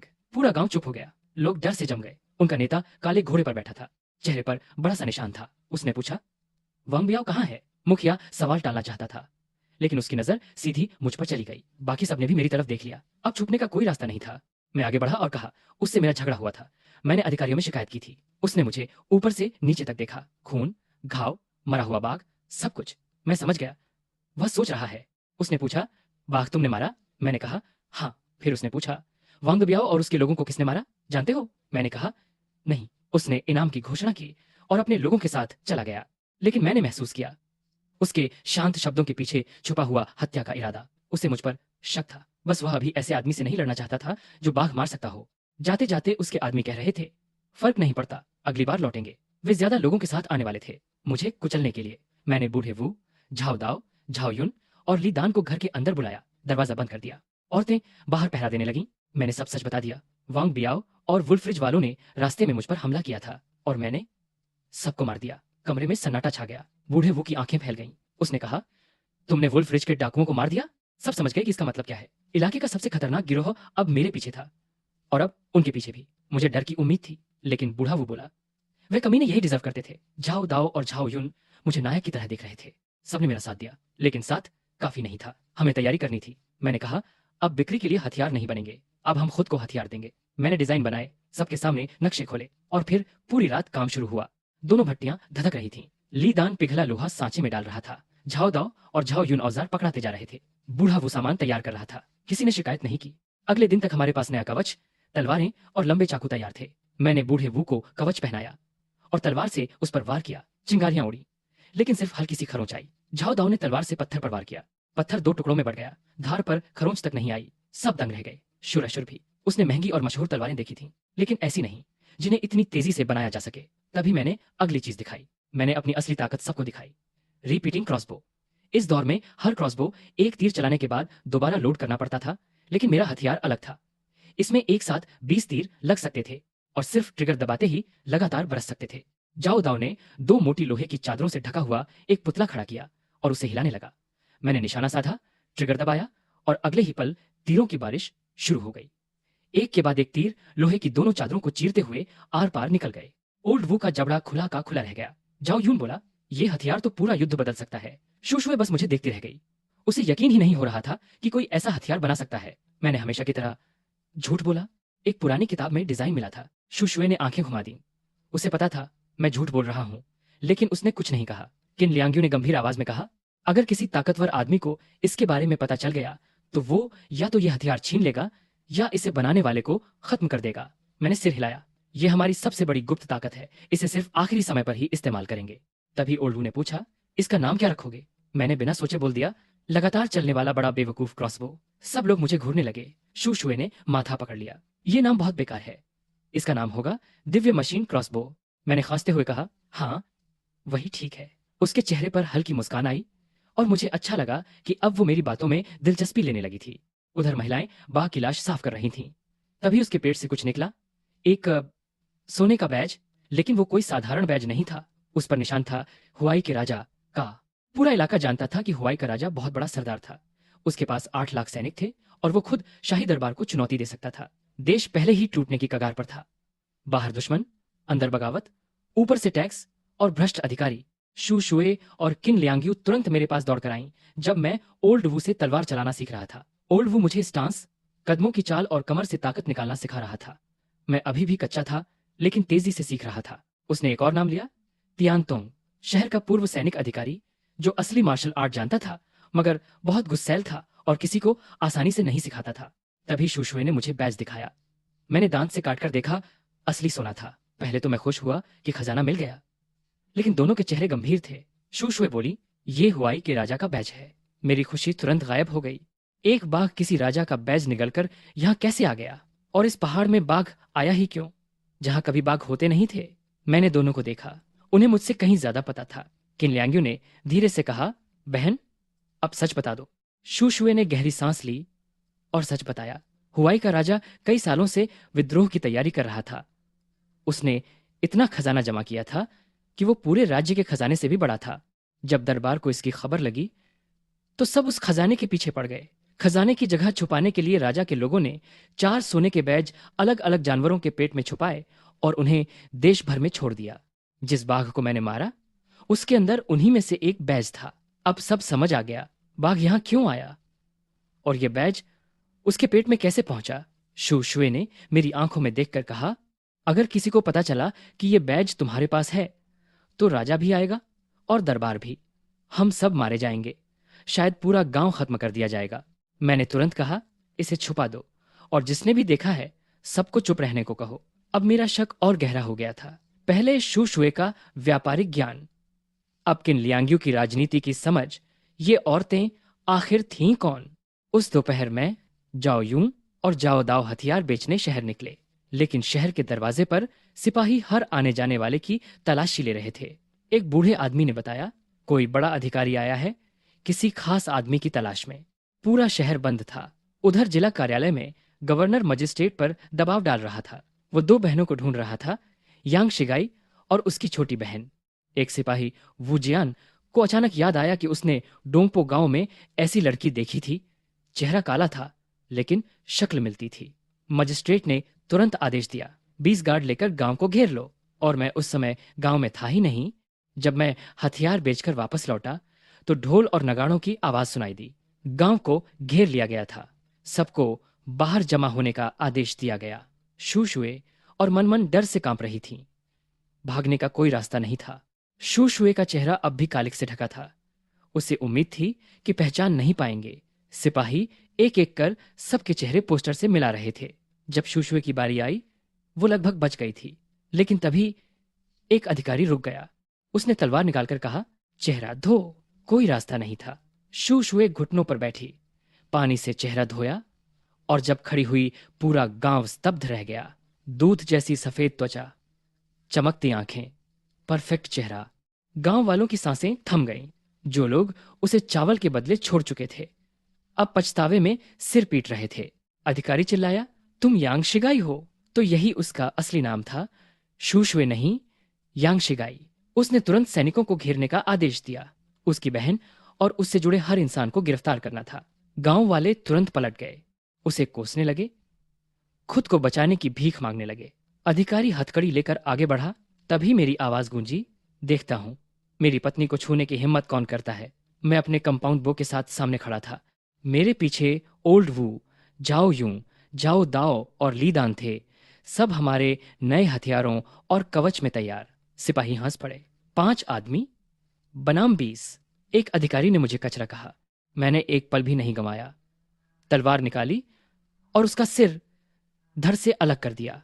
खून हवा में उछला। गांव वाले चीखते हुए भागे। मैंने धनुष उठाया और एक एक कर सैनिकों को गिराने लगा। हर तीर निशाने पर लगा। ओल्ड वू तलवार लेकर टूट पड़ा। जाओ यून का भाला किसी को बचने नहीं दे रहा था। जाओ दाव परछाई की तरह घूम रहा था। लीदान की कुल्हाड़ी से लोग उड़ रहे थे। हमारे हथियार उनसे कहीं बेहतर थे। 1400 डिग्री की भट्टी में बने लोहे से तैयार उनकी तलवारें हमारी तलवारों से टकराकर सूखी लकड़ी की तरह टूट रही थीं। कुछ ही देर में आधे सैनिक खत्म हो गए। बाकी संभल कर एक साथ हमला करने लगे। अब संख्या भारी पड़ सकती थी। मैंने फैसला किया, अब असली हथियार निकलेगा। मैंने दिव्य मशीन क्रॉसबो उठाया। बाकी चारों ने भी वही किया। हमने ट्रिगर दबाया और तीरों का तूफान टूट पड़ा। लगातार 20-20 तीर। सैनिक चीखते हुए गिरते गए। कुछ ही सेकंड में मैदान साफ था। 2 सैनिक अभी जिंदा थे। वो चिल्लाए, सरकारी अफसरों को मारना राजद्रोह है, पूरा गांव मरेगा। मैं उनके पास गया, तलवार उठाई और दोनों को खत्म कर दिया। अब कोई गवाह नहीं था। गांव वाले पूरी तरह घबरा गए थे। वे चीख रहे थे कि मैं पागल हो गया हूं, कि मैंने सबको बर्बाद कर दिया है। गांव के मुखिया ने कहा कि मैं पूरे गांव पर आफत ले आया हूं। यांग शिगे, जिसका असली नाम शूशुए था, उसकी आंखों में आंसू थे। उसने मुझसे पूछा, क्या यह सब करना सच में सही था? मैंने उससे कहा, तुम मेरी पत्नी हो। जिस पल से तुम मेरी बनी हो, उसी पल मैंने कसम खाई थी कि मैं तुम्हारी रक्षा करूंगा। इस दुनिया में मैं किसी अपने को खोने नहीं दूंगा। लेकिन मुझे पता था कि खतरा अभी खत्म नहीं हुआ है। अगर गांव का कोई भी आदमी काउंटी जाकर सब बता देता तो हम सब मारे जाते। इसलिए मैंने एक कठिन फैसला लिया। मैंने ओल्ड वू और झाओ यून को गांव के प्रवेश द्वार पर खड़ा कर दिया। अब कोई बाहर नहीं जाएगा। फिर मैंने पूरे गांव को इकट्ठा किया, मर्द, औरतें, बच्चे, सबको। मैं एक शाही झंडा लेकर आया और सबको कहा कि उस पर पैर रखो और थूको। इस तरह हम सब एक साथ अपराधी बन जाते। फिर कोई किसी को धोखा नहीं दे सकता था, क्योंकि ऐसा करने पर खुद भी खत्म हो जाता। लोगों ने विरोध किया। एक जवान लड़के ने सबको मेरे खिलाफ भड़काने की कोशिश की। मैंने अपनी तलवार उसकी गर्दन पर रख दी। उसकी सारी हिम्मत खत्म हो गई। एक एक करके, रोते और कांपते हुए, हर गांव वाले ने झंडे पर पैर रखा और थूका। गांव का मुखिया रो पड़ा और कहने लगा कि मैं सब कुछ बर्बाद कर रहा हूं। फिर मैंने तरीका बदल दिया। मैंने झाओ यून से कहा कि बड़ा बोरा लाओ। उसने बोरा खींचकर सामने उलट दिया। देखते ही देखते 1000 से ज्यादा चांदी के सिक्के जमीन पर बिखर गए, जैसे चांदी का पहाड़ हो। इस गांव में किसी ने इतनी दौलत कभी नहीं देखी थी। मैंने सबको सच बताया। हम सब गरीब हैं। टैक्स ने हमें कुचल दिया है। हमारे बेटे दीवारें बनाने के लिए उठा लिए जाते हैं और कभी लौटकर नहीं आते। अब हम सब एक ही नाव में हैं। इसलिए मैं अपनी दौलत सबके साथ बांट रहा हूं। हर परिवार को 10 चांदी के सिक्के मिलेंगे, इतना कि अच्छा खाना खा सकें, जरूरत की चीजें खरीद सकें और टैक्स भर सकें, ताकि किसी का परिवार न छीना जाए। माहौल पल भर में बदल गया। कुछ मिनट पहले जो लोग मुझसे नफरत कर रहे थे, अब वही मेरी जय जयकार कर रहे थे। मुझे अच्छा आदमी कह रहे थे और बोल रहे थे कि जहां मैं जाऊंगा वे साथ चलेंगे। एक गांव वाले ने चिल्लाकर कहा कि अधिकारी यही लायक थे क्योंकि वे मेरी पत्नी को पकड़ने आए थे। बाकी लोग भी जोर जोर से सहमत होने लगे। गांव का मुखिया सब कुछ एक अजीब नजर से देख रहा था। उसे समझ आ गया था कि मैंने खेल बहुत चालाकी से खेला है। पहले डर, फिर उदारता। लेकिन वह आने वाले खतरे से डरा हुआ था। हमने 20 से ज्यादा सरकारी अधिकारियों को मार दिया था। इतनी बड़ी घटना सीधे शाही दरबार तक पहुंच सकती थी। मैं उसे एक तरफ ले गया और कहा कि मेरे पास अधिकारियों से निपटने की योजना है। उसने सुना और उसकी आंखें चमक उठीं, लेकिन उसने चेतावनी दी कि खतरा बहुत बड़ा है। एक छोटी सी गलती और सब खत्म। मेरे जाने से पहले यांग शिगाई मेरी तरफ आंसुओं भरी आंखों से देखने लगी। उसने पूछा, क्या तुमने पहले से शाही झंडा तैयार रखा था, क्योंकि तुम्हें अंदाजा था कि मैं मुसीबत में पड़ने वाली हूं? मैंने हाँ कह दिया। उसने मुझे बेवकूफ कहा। मैंने हंसकर जवाब दिया, तुम मेरी पत्नी हो, तुमने अभी तक मुझे बच्चे भी नहीं दिए हैं, इसलिए मैं तुम्हें किसी के साथ जाने नहीं दूंगा। उसने आंखें घुमाई, लेकिन मुस्कान छिपा नहीं पाई। उसने कहा कि जब मैं लौटूंगा तो वह मुझे अपनी पूरी कहानी बताएगी, लेकिन उससे पहले मुझे 20 से ज्यादा लाशों का इंतजाम करना था। मैंने शवों को गाड़ियों में लादा और झाओ दाओ और गांव के मुखिया के साथ काउंटी शहर की ओर निकल पड़ा। मेरी योजना बहुत साहसी थी। मैं खुद जाकर इन मौतों की रिपोर्ट करूंगा और सारा दोष वुल्फ्रिज के डाकुओं पर डाल दूंगा। जब हम शहर के दरवाजे पर पहुंचे, सैनिकों ने खून से सनी लाशों का ढेर देखा और घबरा गए। वे हमें तुरंत अंदर ले गए। वहां खुद युनझो का गवर्नर मौजूद था, वही ताकतवर अधिकारी जो खास तौर पर यांग शिगाई को ढूंढने आया था। खबर सुनते ही काउंटी मजिस्ट्रेट के हाथ से ब्रश गिर गया। 20 से ज्यादा अधिकारियों की मौत, ये मामला सीधे शाही दरबार तक जा सकता था। हमें मुख्य सभा कक्ष में लाया गया। मैंने डरे हुए किसान का अभिनय शुरू कर दिया। सिर झुकाया, कांपने लगा, हकलाने लगा। मैंने कहा कि हम साधारण गांव वाले थे, अपना सामान लेकर घर लौट रहे थे। तभी हमने एक भयंकर लड़ाई देखी। हम छिप गए और देखा कि वुल्फ्रिज के डाकुओं ने अधिकारियों पर हमला किया, सबको मार डाला और 2 सुंदर औरतों को उठा ले गए। मजिस्ट्रेट का चेहरा बदल गया। उसने तुरंत एक वांटेड पोस्टर मेरे सामने फेंका। मैंने उसे ध्यान से देखने का नाटक किया और मुर्गी की तरह सिर हिलाने लगा। हाँ, यही थी वे दोनों, बिल्कुल यही। झाओ योन, झाओ दाओ और गांव के मुखिया ने भी तुरंत मेरी बात का समर्थन किया। उन्होंने कहा कि वे औरतें फरिश्तों जैसी खूबसूरत थीं, उन्हें भूलना नामुमकिन था। गवर्नर ने गुस्से में मेज पर हाथ पटका। उसके निशाने डाकुओं के हाथ लग चुके थे और उसके 20 से ज्यादा आदमी मारे गए थे। वह मजिस्ट्रेट पर चिल्लाने लगा कि उसने हालात को इतना बिगड़ने कैसे दिया। अब तक मेरी योजना काम कर रही थी। सारा दोष सीधे वुल्फ रिज पर जा रहा था। लेकिन अगर किसी ने भी एक गलत बात कह दी तो हम सब खत्म थे। गवर्नर आग बबूला था। उसने तुरंत आदेश दिया कि सैनिक इकट्ठा करो और वुल्फ रिज पर हमला करो। साथ ही उसने हमें खबर देने के इनाम में 100 चांदी के सिक्के दिए। हमने सिर झुकाकर नकली आंसुओं के साथ धन्यवाद किया। सभा कक्ष से बाहर निकलते ही जाओ यून ने फुसफुसाकर कहा कि उम्मीद से बेहतर हुआ। मैंने कहा कि यह सिर्फ इसलिए हुआ क्योंकि अधिकारी इतने घमंडी थे कि उन्हें साधारण गांव वालों पर शक ही नहीं हुआ। गांव का मुखिया मेरी शांति और चालाकी देखकर हैरान था। मैंने पूरा इनाम उन्हें दे दिया और हम घर लौट आए। उस शाम यांग शिगाई ने आखिरकार अपनी कहानी सुनाई। उसका असली नाम यांग शिगाई था। वह जियांगनान की सबसे बड़ी व्यापारिक संस्था यांग ट्रेडिंग कंपनी की सबसे बड़ी बेटी थी। उसके पिता यांग शेरचोंग उस इलाके के सबसे अमीर आदमी माने जाते थे, लेकिन वही दौलत उनके लिए अभिशाप बन गई। युनजो का गवर्नर वू ज्योगो आई सब कुछ हथियाना चाहता था। उसने पूरे परिवार को पकड़ने के लिए सैनिक भेज दिए। उसके पिता ने पहले से गुप्त भागने के रास्ते तैयार कर रखे थे। उन्होंने शिगाई और उसकी छोटी बहन मैनमैन को भगा दिया, लेकिन परिवार के एक गद्दार ने उनकी जगह बता दी। तब उसके पिता दुश्मनों को दूसरी दिशा में ले गए ताकि दोनों बहनें बच सकें। छिपने के लिए उन्होंने खुद को उन लड़कियों के बीच मिला दिया जिन्हें सरकार जबरन शादी के लिए भेज रही थी। इसी तरह वे मेरे गांव पहुंची और मेरी जिंदगी में आए। अब सब कुछ समझ में आ गया। यांग ट्रेडिंग कंपनी का सुनहरा बोर्ड देखकर उसका रोना, उसकी व्यापारिक समझ, उसका शाही अंदाज, अधिकारियों का उसे पहचान लेना, सब राज खुल चुके थे। मैन ने मेरा हाथ पकड़ लिया और अपने पिता को बचाने की भीख मांगने लगी।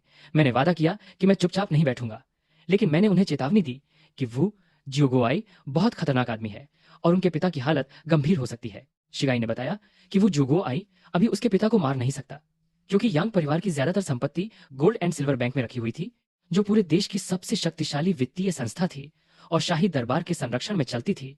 उस संपत्ति को निकालने के लिए अनुबंध के मुताबिक तीनों लोगों का मौजूद होना जरूरी था, पिता, शिगाई और मैन। यही वजह थी कि गवर्नर उन दोनों बहनों को इतनी बुरी तरह ढूंढ रहा था। शिन लियांग यू ने कहा कि मैं सीधे युनझो के गवर्नर से नहीं लड़ सकता। वह सही थी, लेकिन शिगाई ने कहा कि उनकी असली उम्मीद एक आदमी है, वांग जिंगरुई, न्याय मंत्री। वह उसके पिता का पुराना मित्र था। जब वह कुछ नहीं था, तब उसके पिता ने उसकी मदद की थी। अब वही एक ऐसा व्यक्ति था जो वो जोगो आई को गिरा सकता था। उसने मेरी तरफ देखा और पूछा, क्या तुम मेरी मदद करोगे? क्या तुम मुझे मंत्री वांग तक पहुंचाओगे? मैं समझ गया कि मामला अब कितना बड़ा हो चुका था। ये मेरी अब तक की सबसे खतरनाक लड़ाई होने वाली थी। झांग्यू आई कुछ देर सोचकर बोला, मैं मदद करूंगा, लेकिन रास्ता लंबा है और मुश्किलों से भरा होगा। वू जियोगो आई हमें पकड़ने के लिए हर जगह लोग भेजेगा। ये आसान नहीं होगा। मुझे थोड़ा समय दो ताकि मैं पूरी तैयारी कर सकूं और सब कुछ सही तरीके से कर सकूं। यह सुनकर यांग शिगाई की आंखों में चमक आ गई। उसने अविश्वास से पूछा, क्या तुम सच में हमारी मदद करोगे? झांग युआई मुस्कुराया और बोला, तुम मेरी असली पत्नी हो और मैन मेरी छोटी पत्नी। अगर मैं तुम्हारी मदद नहीं करूंगा तो फिर किसकी करूंगा? उसके बगल में खड़ी यांग मैन इतनी खुश हो गई कि वह दौड़कर सीधे झांग युआई से लिपट गई। उसने उसे कसकर गले लगाया, गाल पर किस किया और हंसते हुए बोली, पतिदेव, आप तो कमाल हो। आगे चलकर मैं आपके लिए ढेर सारे बच्चे पैदा करूंगी। यांग शिगाई ने तुरंत उसे खींच लिया और हंसते हुए बोली, अरे पगली, तुम्हें शर्म नहीं आती? अभी 10 साल की भी नहीं हुई और बच्चों की बात कर रही है। झांग यू थोड़ा असहज हो गया। इतने लोगों के सामने ये सब, और ऊपर से यांग मनमन अभी बहुत छोटी थी। उसके पुराने संसार में ऐसा कुछ होता तो आदमी सीधा जेल पहुंच जाता। उसने जल्दी से बात बदलते हुए कहा, ये सब बाद में देखेंगे। अभी मैं तुम दोनों से वादा करता हूं, मैं तुम्हें न्याय मंत्री वांग जिंगरुई से जरूर मिलवाऊंगा। उसकी आंखों में अजीब आत्मविश्वास था, चेहरा शांत लेकिन इरादा पत्थर जैसा मजबूत। यांग शिगाई ने उसकी तरफ देखा और दृढ़ स्वर में कहा, झांगलांग, अगर तुम सच में मुझे न्याय मंत्री से मिला दो, वो जियोगुओ ए को गिरा दो, झांग व्यापार संघ वापस दिला दो और मेरे पिता को बचा लो, तो मैं झांग शिगाई अपनी इच्छा से तुम्हारी पत्नी बनूंगी। दोनों जानते थे कि नाम के लिए उनकी शादी हो चुकी थी, लेकिन असली अर्थों में नहीं। झांग युए को इन औपचारिक बातों से फर्क नहीं पड़ता था। उसे सिर्फ यांग शिगाई का साथ नहीं, उसका दिल चाहिए था। वो हंस पड़ा और बोला, तो पक्का रहा, जब हम यांग व्यापार संघ वापस ले लेंगे तब मैं तुम्हें धूमधाम से ब्याह कर घर लाऊंगा। इतने में चुप बैठी झाओवानी ने घबराते हुए पूछा, पतिदेव, वो युनझो का गवर्नर है, उसके पास बहुत ताकत है। क्या आपको सच में यकीन है कि आप उसे हरा सकते हैं? झांग युए ने छाती ठोककर कहा, इतने लोगों के सामने इज्जत नहीं गंवा सकता। तुम्हारा पति किसी चुनौती से पीछे नहीं हटता। हालांकि अंदर से वो खुद भी पूरी तरह निश्चित नहीं था, लेकिन अपनी पत्नियों के सामने डर दिखाना उसे मंजूर नहीं था। उसी समय दूसरी तरफ स्वर्गीय भेड़ियागढ़ में माहौल युद्ध जैसा हो चुका था। गवर्नर एक ऊंचे घोड़े पर सवार होकर पहुंचा। उसके साथ काउंटी मजिस्ट्रेट झाओ था और पीछे भारी हथियारों से लैस सैनिकों की लंबी टुकड़ी। गढ़ पहाड़ की चोटी पर बना था। रास्ता इतना खतरनाक था कि पहली नजर में ही समझ आ जाए इसे जीतना आसान नहीं। ऊंचे नुकीले पहाड़ ऐसे लग रहे थे जैसे किसी दैत्य ने कुल्हाड़ी से काट दिए हों। ऊपर जाने के लिए सिर्फ एक संकरा टेढ़ा मेढ़ा रास्ता था। दोनों तरफ गहरी खाइयां थीं और अजीब चट्टानें ऐसे दिखती थीं जैसे दांत निकालकर खड़े राक्षस हों। घने पेड़ों की शाखाएं आपस में उलझी हुई थीं, जिससे रास्ता और भी डरावना लग रहा था। ये सच में ऐसा स्थान था जहां रक्षा करना आसान और हमला करना मौत बुलाने जैसा था। काउंटी मजिस्ट्रेट ने घबरा कर कहा, गवर्नर साहब, जगह बहुत खतरनाक है। हमने पहले भी कई बार हमला किया, लेकिन भारी नुकसान हुआ। ऊपर से पत्थर और तीरों की बारिश होती है, हमारे लोग पास तक नहीं पहुंच पाते। गवर्नर ने ठंडी हंसी हंसी, तुम नहीं जीत पाए, इसका मतलब ये नहीं कि मैं भी नहीं जीत सकता। आखिर वो सिर्फ पहाड़ी डाकू हैं, क्या सच में दुनिया उलट देंगे? इतना कहकर उसने हाथ उठाया और जोर से चिल्लाया, हमला करो। आदेश मिलते ही सैनिक लहर की तरह पहाड़ पर टूट पड़े, लेकिन भेड़ियागढ़ के लोग पहले से तैयार थे। अचानक ऊपर से विशाल पत्थर लुढ़कने लगे। वो गरजते हुए नीचे आए, पेड़ों को तोड़ते हुए, जमीन हिलाते हुए। साथ ही चारों तरफ से तीरों की बौछार शुरू हो गई। 100 से ज्यादा तीर हवा चीरते हुए नीचे बरस पड़े। फिर भी सैनिक रुके नहीं।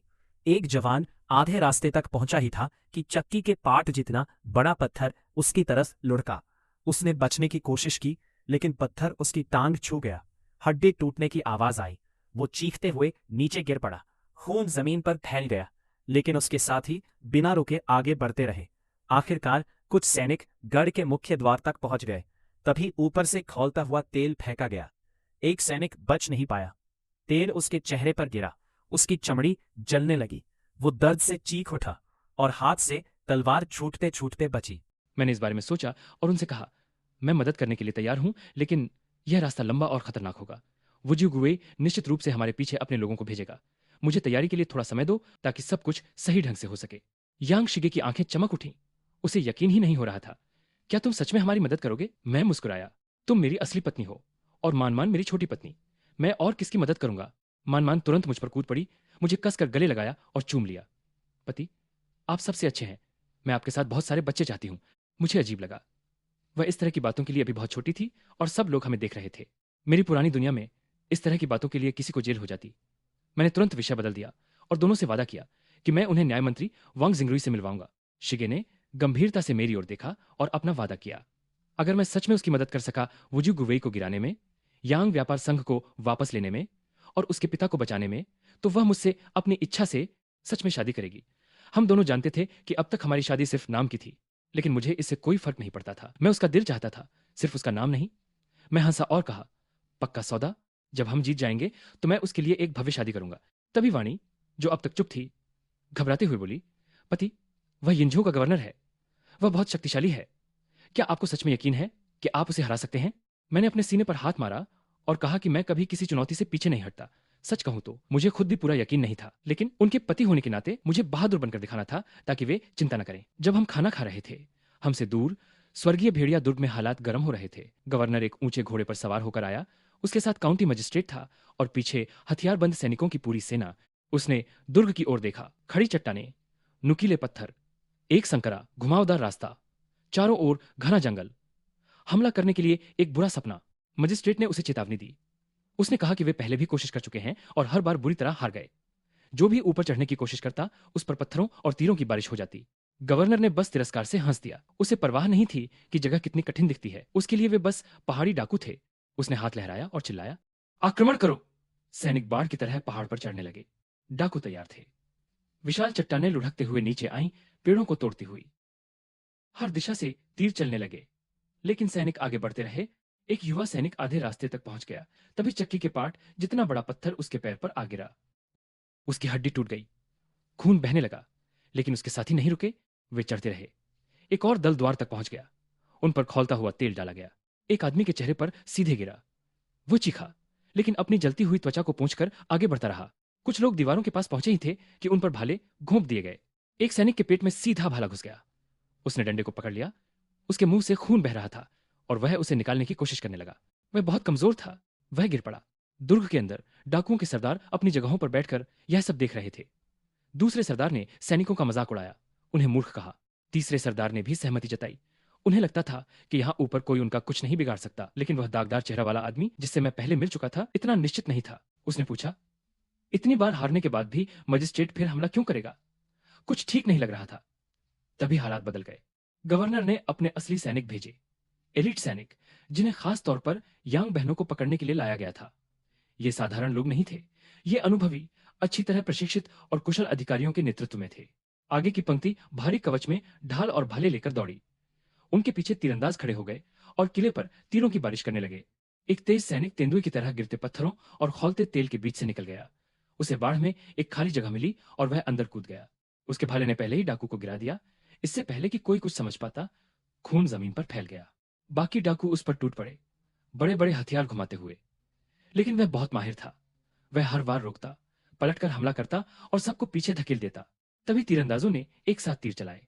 सैकड़ों तीर टिड्डियों के झुंड की तरह आसमान में फैल गए, धूप में ठंडी चमक के साथ। यह डाकुओं के कमजोर तीरों जैसा नहीं था। यह भारी और खतरनाक हमला था। हर तरफ डाकू गिरने लगे। कुछ पत्थर उठाते हुए मारे गए। तीर उनके शरीर को भेदते हुए निकल गए। कुछ के पैरों में तीर लगे और वे चीखते हुए गिर पड़े। कुछ ही मिनटों में किला खून और घायलों से भर गया। हवा में लोहे जैसी गंध थी और चारों ओर कराहने की आवाजें गूंज रही थीं। डाकुओं का हौसला टूट गया। उनके हाथ हथियारों पर कांपने लगे। वे पीछे हटने लगे। उनकी आंखों में डर साफ दिखाई दे रहा था। सरदार ऊंचाई पर खड़ा यह सब देखकर हैरान था। उसने कहा, ये सैनिक कहां से आए हैं? ये ताओ काउंटी के नहीं है। किसी ने जवाब दिया, ये प्रीफेक्चर से हो सकते हैं। सरदार का चेहरा पीला पड़ गया। उसने तुरंत आदेश दिया कि हर कीमत पर मोर्चा संभाला जाए। डाकू बेतहाशा लड़ने लगे। फिर से खौलता तेल, फिर से पत्थरों की बारिश। कुछ सैनिक बुरी तरह जल गए, चीखते हुए जमीन पर लौटने लगे। बड़े पत्थर उनकी पंक्तियों को तोड़ते हुए गिर रहे थे। लेकिन एलिट सैनिक जल्दी संभल गए और फिर से हमला करने लगे। दूसरा सरदार घबरा गया था। उसके चेहरे से पसीना टपक रहा था। वह सरदार से योजना मांगने लगा। सरदार ने उसे डांटते हुए कहा कि शांत रहो। उसने तीसरे सरदार को तेज लड़ाकों के साथ पहाड़ के पीछे से हमला करने भेजा। फिर उसने अपना बड़ा कुल्हाड़ा उठाया और खुद सामने से हमला करने की तैयारी की।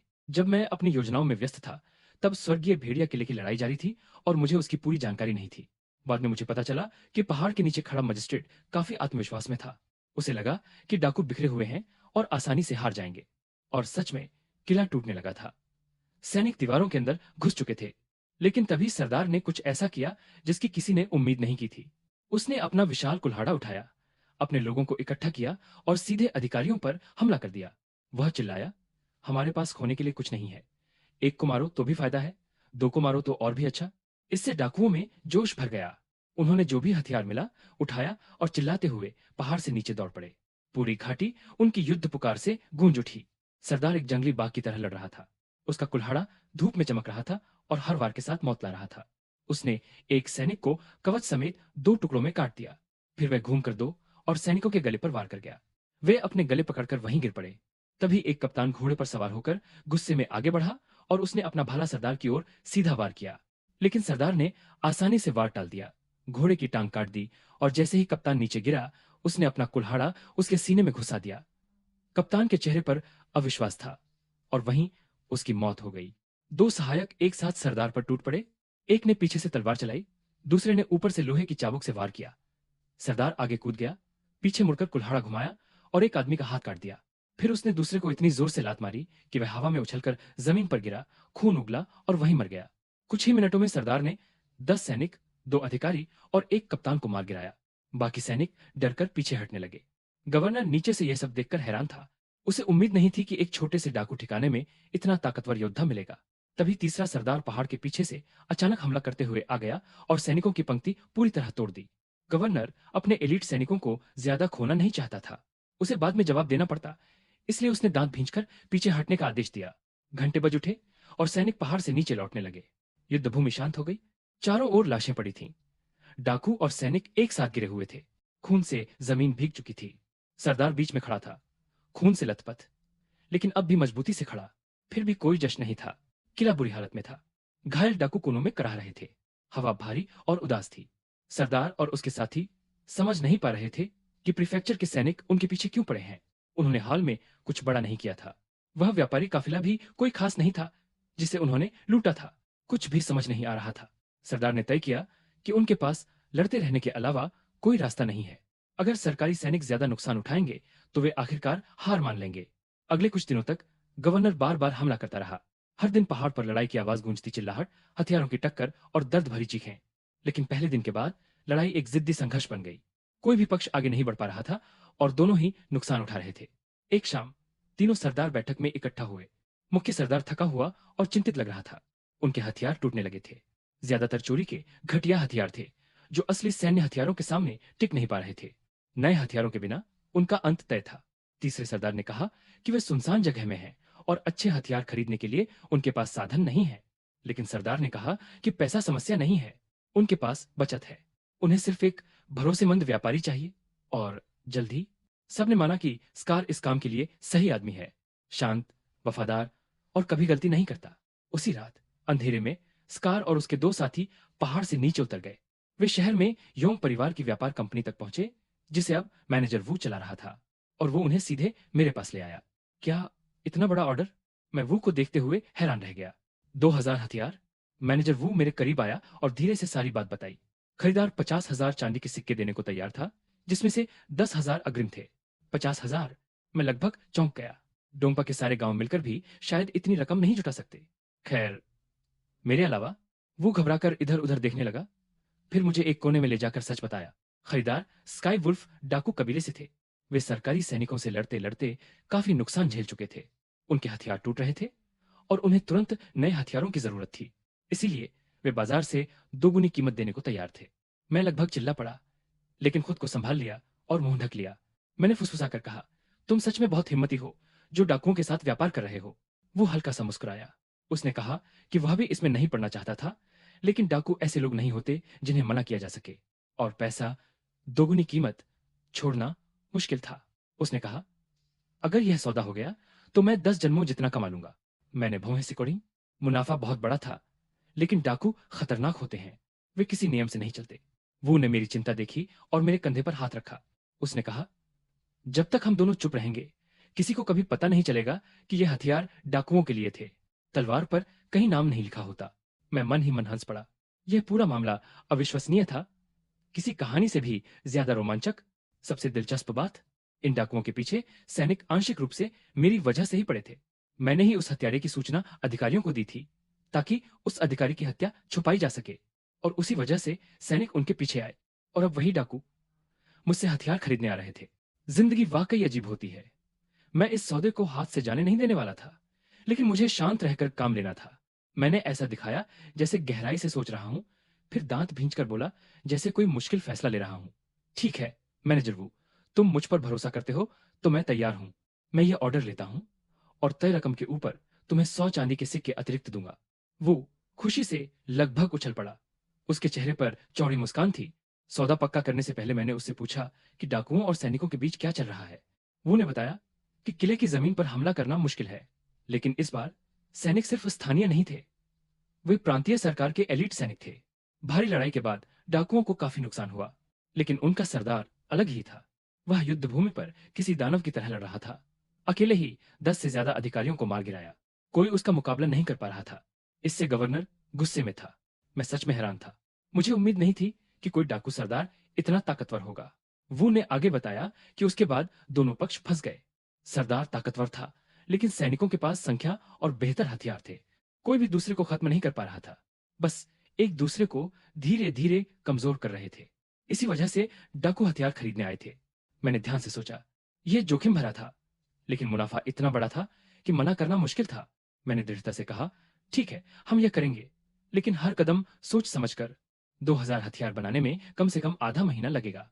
चाहे दिन रात काम करें, किसी को पता नहीं चलना चाहिए। और सामान देने के लिए हमें कोई सुनसान जगह चुननी होगी, मुख्य रास्तों से दूर। वो तुरंत मान गया और मुझे 10,000 चांदी के सिक्कों की पर्ची दी, जो डाकुओं की तरफ से अग्रिम थी। बाद में मैंने अंकल वू, शेर, किन लियांगयू और बाकी लोगों को बुलाया और सब कुछ बताया। उनकी प्रतिक्रिया वही थी जिसकी मुझे उम्मीद थी, हैरानी, उत्साह और फिर चिंता। किन लियांगयू शांत रही और सबको चेतावनी दी। उसने कहा कि डाकुओं से सौदा करना खतरनाक है। अगर हम पकड़े गए या डाकू हमारे खिलाफ हो गए तो इतना पैसा भी बेकार होगा। शेर ने भी सहमति जताई। उसने याद दिलाया कि हमारा स्काई वुल्फ डाकुओं से पहले से ही झगड़ा है। जब वे सैनिकों से निपट लेंगे तो हो सकता है हमारे ही हथियार हमारे खिलाफ इस्तेमाल करें। मैंने साफ कहा कि मैं यह पैसा छोड़ने वाला नहीं हूं। 50,000 चांदी के सिक्के हमारे पूरे गांव को बदल सकते हैं। किन लियांगयू ने फिर पूछा, क्या तुम्हें डर नहीं लगता कि तुम उन्हें बेहतरीन हथियार दे रहे हो? यह तो जैसे शेर को पंख देने जैसा है। मैं मुस्कुराया। मैंने पहले ही इसका हल सोच लिया था। मेरे पास इस खेप के लिए एक खास योजना है। सब जानना चाहते थे कि वह क्या है, लेकिन मैंने कहा कि कल तक इंतजार करो। अगले दिन हम सब मेरे आंगन में इकट्ठा हुए। हमने मेहनत कर ली थी और सब कुछ तैयार था। मैंने डोनोवर भाई को बुलाया और कहा कि वह नया बना हुआ एक भाला लाए। मैंने वह भाला अंकल वू को दिया और पूछा कि कैसा है। अंकल वू ने उसे घुमाकर कई बार किए। भाला हवा को चीरता हुआ तेज आवाज कर रहा था। उसने कहा, बहुत बढ़िया है, मजबूत, संतुलित, नुकीला और लचीला, बाजार के हिसाब से बेहतरीन। फिर मैंने एक घर में बना स्प्रे निकाला। यह कुछ खास नहीं था, क्योंकि इस दुनिया में प्लास्टिक नहीं है। मैंने सावधानी से उस तरल को पूरे भाले पर छिड़का, खासकर पकड़ने वाली जगह पर। फिर मैंने उसे अंकल वू को वापस दिया और कहा कि फिर से कोशिश करें। उन्होंने पकड़ा, छालें शुरू की और भाला उनके हाथ से फिसलने लगा। उन्होंने जोर से पकड़ने की कोशिश की, लेकिन वह ऐसा था जैसे तेल लगी मछली पकड़ रहे हों। वे उसे बिल्कुल नियंत्रित नहीं कर पा रहे थे। उनका चेहरा लाल हो गया और वे असहज लगने लगे। सब लोग हैरान रह गए। ये कैसे संभव है? ये इतना फिसल क्यों रहा है? मैंने गर्व से अपना स्प्रे दिखाया और समझाया। मैंने हथियारों पर एक खास पदार्थ लगाया है। जब यह स्प्रे के संपर्क में आता है तो एक रासायनिक प्रतिक्रिया होती है, जिससे सतह बहुत फिसलन भरी हो जाती है। इसका मतलब अगर डाकू यह हथियार खरीद भी लें तो सही समय पर हम स्प्रे करेंगे और वे अपने ही हथियार पकड़ नहीं पाएंगे। सब लोग चकित थे। शाओयू ने पूछा, मैंने यह सब कहां सीखा? मैंने कहा, एक पुरानी किताब में पढ़ा था। शिवशे ने आंखें घुमा लीं।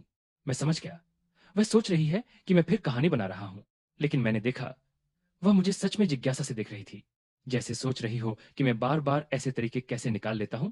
मुझे पता था कोई भी मेरी असली जानकारी पर यकीन नहीं करेगा। 21वीं सदी की रसायन विज्ञान, मैं इसे कैसे समझौता? लेकिन इस दुनिया में भी वही सिद्धांत काम करते हैं। ऐसी साधारण प्रतिक्रियाएं प्राकृतिक चीजों से बनाना मुश्किल नहीं था। अंकल वो संतुष्ट हो गए। अगर डाकू हथियार इस्तेमाल नहीं कर पाएंगे तो हमें कोई खतरा नहीं होगा। सबने सहमति जताई। 50,000 चांदी के सिक्के, हम अमीर होने वाले थे। मैंने गांव के मुखिया से कहा कि सबको इकट्ठा करें, मुझे कुछ कहना था। कुछ ही देर में पूरा गांव, मर्द, औरतें और बच्चे खुले मैदान में इकट्ठा हो गए। मैंने उन्हें आने वाले समय के बारे में बताया। उनकी प्रतिक्रिया वैसी ही थी जैसी मैंने सोची थी। लोगों को अपने कानों पर विश्वास नहीं हो रहा था। अब हमें खेती नहीं करनी पड़ेगी। 1-2 चांदी के सिक्के हर महीने, ऐसा मौका कहां मिलेगा? कुछ लोग शक में थे, लेकिन ज्यादातर को लगा कि मैं पूरे गांव के सामने झूठ नहीं बोलूंगा। अगली सुबह डोंगपा गांव पहले से बिल्कुल अलग दिख रहा था। हर बढ़ई काम के लिए तैयार था। हमने मिलकर खुले मैदान में 10 लोहे गलाने की भट्टियां बनाई। जैसे ही वे तैयार हुई, मैंने काम शुरू करने का आदेश दिया। मैंने एक नई चीज शुरू की, कंपनी सिस्टम, जिसमें काम के आधार पर मूल्यांकन होता है। गांव वालों ने ऐसा पहले कभी नहीं सुना था, लेकिन उन्होंने इसे जल्दी समझ लिया। मैंने काम को हिस्सों में बांट दिया। बुजुर्ग लोग आग संभालते और धौंकनी चलाते, सही तापमान पर लोहा पिघलाते, युवा पुरुष भारी हथौड़े चलाते, तपते लोहे को आकार देते, लयबद्ध आवाजों के साथ। महिलाएं तैयार हथियारों को चमकातीं, और बच्चे भी मदद करते, औजार लाते और तैयार सामान को उसकी जगह पहुंचाते। ये कमाल का काम कर रहा था। हर दिन हम 100 से ज्यादा हथियार बना रहे थे, जिनकी कीमत 1000 से भी ज्यादा चांदी के सिक्कों के बराबर थी। सिर्फ एक दिन की मेहनत, खेती और शिकार के कई महीनों की कमाई से ज्यादा थी। यही फर्क होता है उद्योग और कृषि में, और यह फर्क बहुत बड़ा था। गांव तेजी से बदलने लगा। पुराने टूटे फूटे घरों की मरम्मत होने लगी, नई चमकदार छतें लगाई गईं। लोगों ने फटे पुराने कपड़े छोड़ दिए और नए कपड़े पहनने लगे। गलियों में छोटी छोटी दुकानें खुल गईं, जहां रोजमर्रा की चीजें मिलने लगीं। जो जगह पहले बिल्कुल शांत रहती थी, अब जिंदगी से भर गई थी। गांव का मुखिया यह सब देखकर भावुक हो गया। उसने मुझे बताया कि डोंगपा गांव पहले इतना गरीब था कि जब वे कर नहीं चुका पाते थे, तो अधिकारी मर्दों को जानवरों की तरह घसीट कर ले जाते थे। अब हर परिवार रोज मांस खा सकता था और नए कपड़े पहन सकता था। ऐसी चीजें जिनके बारे में उन्होंने कभी सोचा भी नहीं था। मैंने उसके कंधे पर हाथ रखा और कहा कि यह सब सबकी मेहनत का नतीजा है। उसने सिर हिला दिया। नम्र मत बनो, सब जानते हैं कि ये तुम्हारी वजह से हुआ है। मैं सालों से मुखिया हूं। मेरी सिर्फ एक ही इच्छा थी कि लोग अच्छे से जी सकें। मैंने बहुत कोशिश की, लेकिन कुछ भी काम नहीं आया। फिर तुम आए और हमें इस रास्ते पर ले आए। मैंने मुस्कान हटा दी और गंभीर होकर कहा, मुखिया, यह तो बस शुरुआत है। वह चौंक गया। इतना सब होने के बाद भी तुम इसे शुरुआत कहते हो? मैंने एक उंगली उठाई। अभी हम सिर्फ अपनी अर्थव्यवस्था की शुरुआत में हैं। अगला कदम उससे भी ज्यादा महत्वपूर्ण है, सैन्य ताकत। यांग शिगे के परिवार के साथ क्या हुआ, याद है? वे अमीर थे, लेकिन खुद को बचाने की ताकत नहीं थी। अगर हमारे पास भी अपनी ताकत नहीं होगी, तो हमारे साथ भी वही होगा। मुखिया ने सोचते हुए भौहें सिकोड़ ली। तुम कहना चाहते हो कि बिना सुरक्षा की दौलत हमें निशाना बना देगी? बिल्कुल। जैसे जैसे हम अमीर होंगे और लोग हमारी चीजें छीनना चाहेंगे, हम किसी और पर निर्भर नहीं रह सकते। हमें अपनी खुद की सेना चाहिए। उसे मिलिशिया का मतलब नहीं पता था, इसलिए मैंने समझाया। मतलब? गांव की अपनी सुरक्षा सेना। वह हैरान रह गया। हमारे लोग तो किसान और शिकारी हैं, हम सेना नहीं बना सकते। मैं मुस्कुराया। मुखिया, आधा महीना पहले अगर मैं कहता कि गांव आज ऐसा दिखेगा, तो क्या आप मानते? वह रुका, फिर बेबस होकर हंस पड़ा।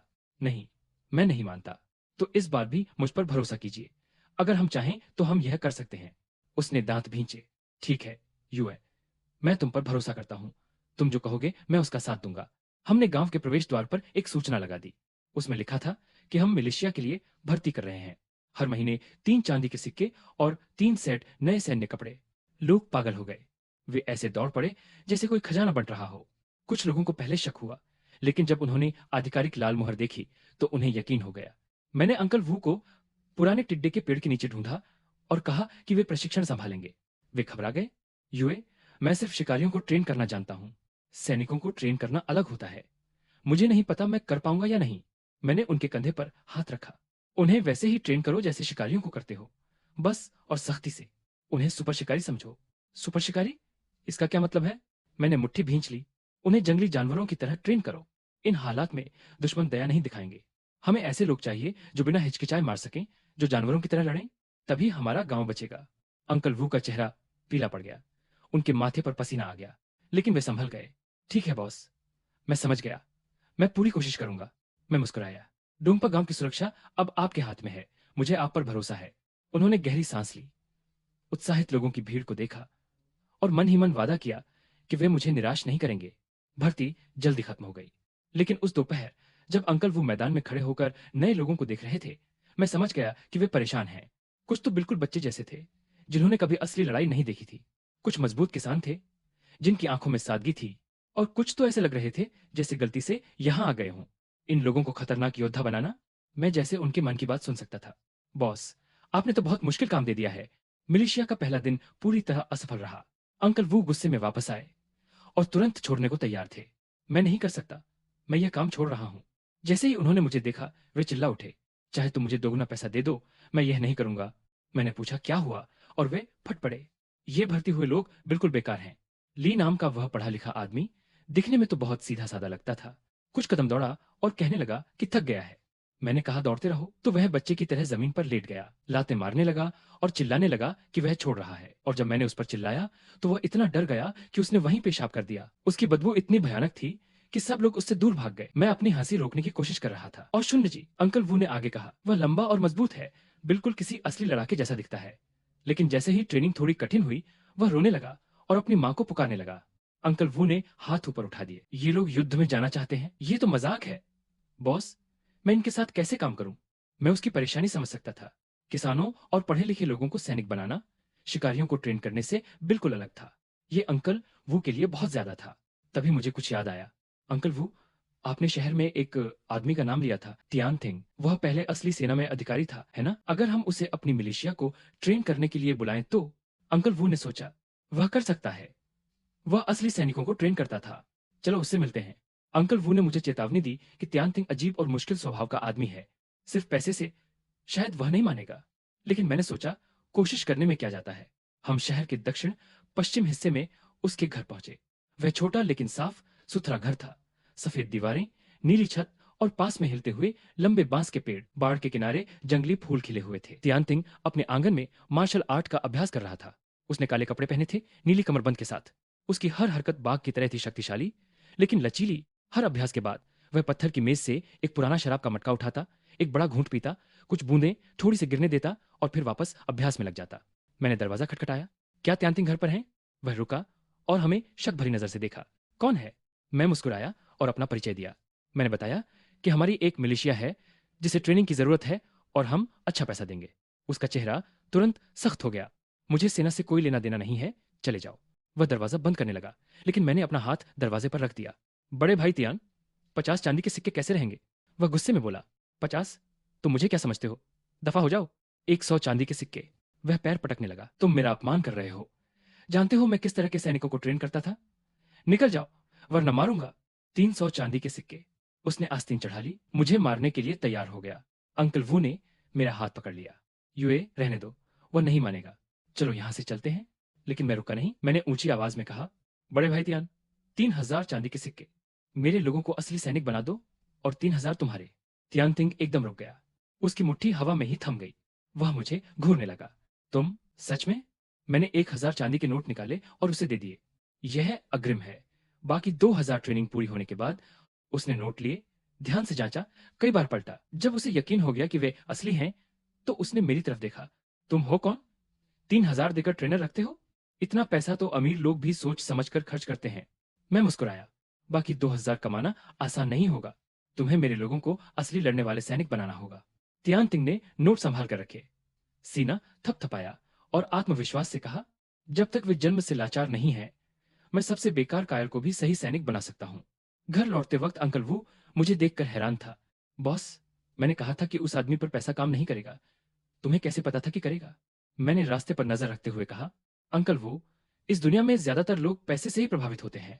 अगर पैसा काम नहीं करता तो इसका मतलब है कि रकम कम है। तियांतिंग अजीब है लेकिन इंसान है। सही कीमत दो और वह मान जाएगा। अंकल वू ने धीरे धीरे सिर हिलाया। बात तो सही है, मैंने पहले क्यों नहीं सोचा। अगली सुबह तियान थिंग सूर्योदय के साथ ही प्रशिक्षण मैदान में पहुंच गया। काले ट्रेनिंग कपड़े, चमड़े के जूते और कमर पर रस्सी की बेल्ट। वह पूरी तरह तैयार दिख रहा था। वह भर्ती हुए लोगों के सामने खड़ा हुआ और जोर से बोला, अब मैं यहाँ का इंचार्ज हूं। कोई ढील नहीं चलेगी। यहाँ सिर्फ मेहनत ही तुम्हें जिंदा रखेगी। वह आदमी कमाल का था। सिर्फ 4 दिनों में उसने उन बेकार से किसानों को एक सही लड़ाकू दल जैसा बना दिया। मैदान के एक तरफ सैनिक लंबे भाले लेकर भूसे के पुतलों पर एक साथ वार कर रहे थे। हर वार सही जगह पर लग रहा था और भूसा उड़ रहा था। कोई सोच भी नहीं सकता था कि यही लोग कुछ दिन पहले अपनी मां को पुकार रहे थे। दूसरी तरफ कुछ लोग भारी रेत की बोरियां उठाकर तय रास्ते पर दौड़ रहे थे। वजन उनके कंधों पर दबाव डाल रहा था। पसीना उनके कपड़ों को भिगो रहा था। माथे की नसें उभर आई थी, लेकिन कोई भी हार नहीं मान रहा था। वे बस आगे बढ़ते रहे, भारी कदमों के साथ। अंकल वो मैदान के किनारे खड़े ये सब देख रहे थे। उनका मुंह खुला का खुला रह गया। यह आदमी कमाल का है, उन्होंने बुदबुदाया। मैंने हर कोशिश की, लेकिन इन बेकार लोगों को सुधार नहीं पाया और त्यांतिंग 4 दिन में ही इन्हें असली सैनिक जैसा बना देता है। इतना बड़ा फर्क कैसे हो सकता है? मैं मुस्कुराया और उनके कंधे पर हाथ रखा। इसे कहते हैं विशेषज्ञ। शिकार की बात हो तो 10 त्यांतिंग भी तुम्हारा मुकाबला नहीं कर सकते, लेकिन सैनिकों को ट्रेन करना वही उसका काम है। अंकल वू ने सिर हिलाया। यह उससे भी ज्यादा है। मैंने पहले भी सैनिक देखे हैं, लेकिन कोई भी त्यांतिंग जैसा नहीं था। याद है ली स्कॉलर? मैं उसके साथ कुछ नहीं कर पाया, लेकिन कुछ ही दिनों में तियानथिंग ने उसे एक खतरनाक लड़ाका बना दिया। यह अविश्वसनीय है। मुझे समझ आ गया कि तियानथिंग कोई साधारण पूर्व अधिकारी नहीं था। वह जरूर सेना में ऊंचे पद पर रहा होगा, जो भी हो, अब हमारी मिलिशिया सही दिशा में थी। हमारे पास 50 लोग ट्रेनिंग ले रहे थे और ये तो बस शुरुआत थी। तियानतिंग की ट्रेनिंग से धीरे धीरे और भी युवा जुड़ना चाहेंगे। मुझे यकीन था कि अगर मैं इसी तरह धीरे धीरे आगे बढ़ता रहा तो यह छोटा दल एक दिन बहुत ताकतवर बन जाएगा। लेकिन परेशानी मेरे तैयार होने से पहले ही आ गई। लीदान घबराया हुआ मेरे पास दौड़ता आया। बॉस, हमारा लोहे का अयस्क खत्म हो गया है। मैंने भौहें सिकोड़ लीं, जो जिन समय पर सप्लाई कर रहा था। फिर क्या हुआ? हमें 10 दिनों से कोई खेप नहीं मिली। हम बार बार पूछ रहे हैं, लेकिन वह बस कहता है कि जल्द देगा और कुछ नहीं करता। यह गंभीर मामला था। हमारी 12 भट्टियां हर दिन चल रही थीं और वे लोहे के अयस्क को ऐसे खा रही थीं जैसे उनका कोई अंत ही ना हो। अगर सप्लाई रुक गई तो सब कुछ खत्म हो जाएगा। हमारा पूरा उत्पादन, पूरी व्यवस्था। मैंने तय किया कि मैं खुद जाकर बात करूंगा। मैं श्याओ ओयुन और श्याओ दाओ को लेकर झोंग जिन की खदान पर गया। झोंग जिन मुझे देखकर थका और चिंतित लग रहा था, लेकिन जैसे ही उसने मुझे देखा, उसका चेहरा खिल उठा। मास्टर, मैं आपको याद कर रहा था। मैंने सीधे पूछा, लोहे के अयस्क का क्या मामला है? उसकी मुस्कान जम गई। वह झिझकने लगा, जैसे शब्द ढूंढ रहा हो। तभी पीछे से एक ऊंची और घमंडी आवाज आई। क्या तुम वही आदमी हो जो मेरे साथ लोहे के अयस्क के लिए बहस कर रहा है? मैंने मुड़कर देखा। 2 आदमी खड़े थे। एक जो जिन जैसा दिख रहा था, शायद उसका पिता। दूसरा एक मोटा आदमी था जिसका पेट तरबूज जैसा था। उसने चमकदार रेशमी कपड़े पहने थे और उंगली में बड़ी सोने की अंगूठी थी जो धूप में चमक रही थी। ये ली रेनेयून था। ली परिवार की लोहे की दुकान का मालिक। मैं उसके बारे में सब जानता था। ली दून पहले उसके लिए काम करता था और उसने बताया था कि ली रेन्यून अपने मजदूरों के साथ धोखा करता है और हर चीज में घटिया तरीका अपनाता है। लेकिन उसका कारोबार सफल था। उसकी दुकानें शहर और जिले दोनों में थीं। वह आसपास का सबसे अमीर आदमी था।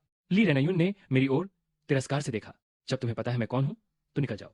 तुम सोचते हो कि तुम मुझसे लोहे के अयस्क के लिए मुकाबला कर सकते हो? जरा खुद को देखो। मैंने शांत मुस्कान के साथ जवाब दिया। मैंने सुना है कि तुम्हारी दुकान के हथियार ज्यादा अच्छे नहीं होते। तुम खर्च बचाने के लिए घटिया काम करते हो। तुम्हें अच्छा अयस्क देना अच्छे माल की बर्बादी है। यह सुनकर वह गुस्से से भर गया। वह अपने हथियारों की तारीफ करने लगा। कितने मशहूर हैं, कितने जिलों में उनकी प्रशंसा होती है। मैंने जवाब दिया, मशहूर ज्यादा सही शब्द होगा, बदनाम। उसका चेहरा लाल हो गया। मैंने आगे कहा, तुम्हारे हथियार दिखावे के हैं, असली ताकत नहीं है। मुझे वे मुफ्त में भी नहीं चाहिए।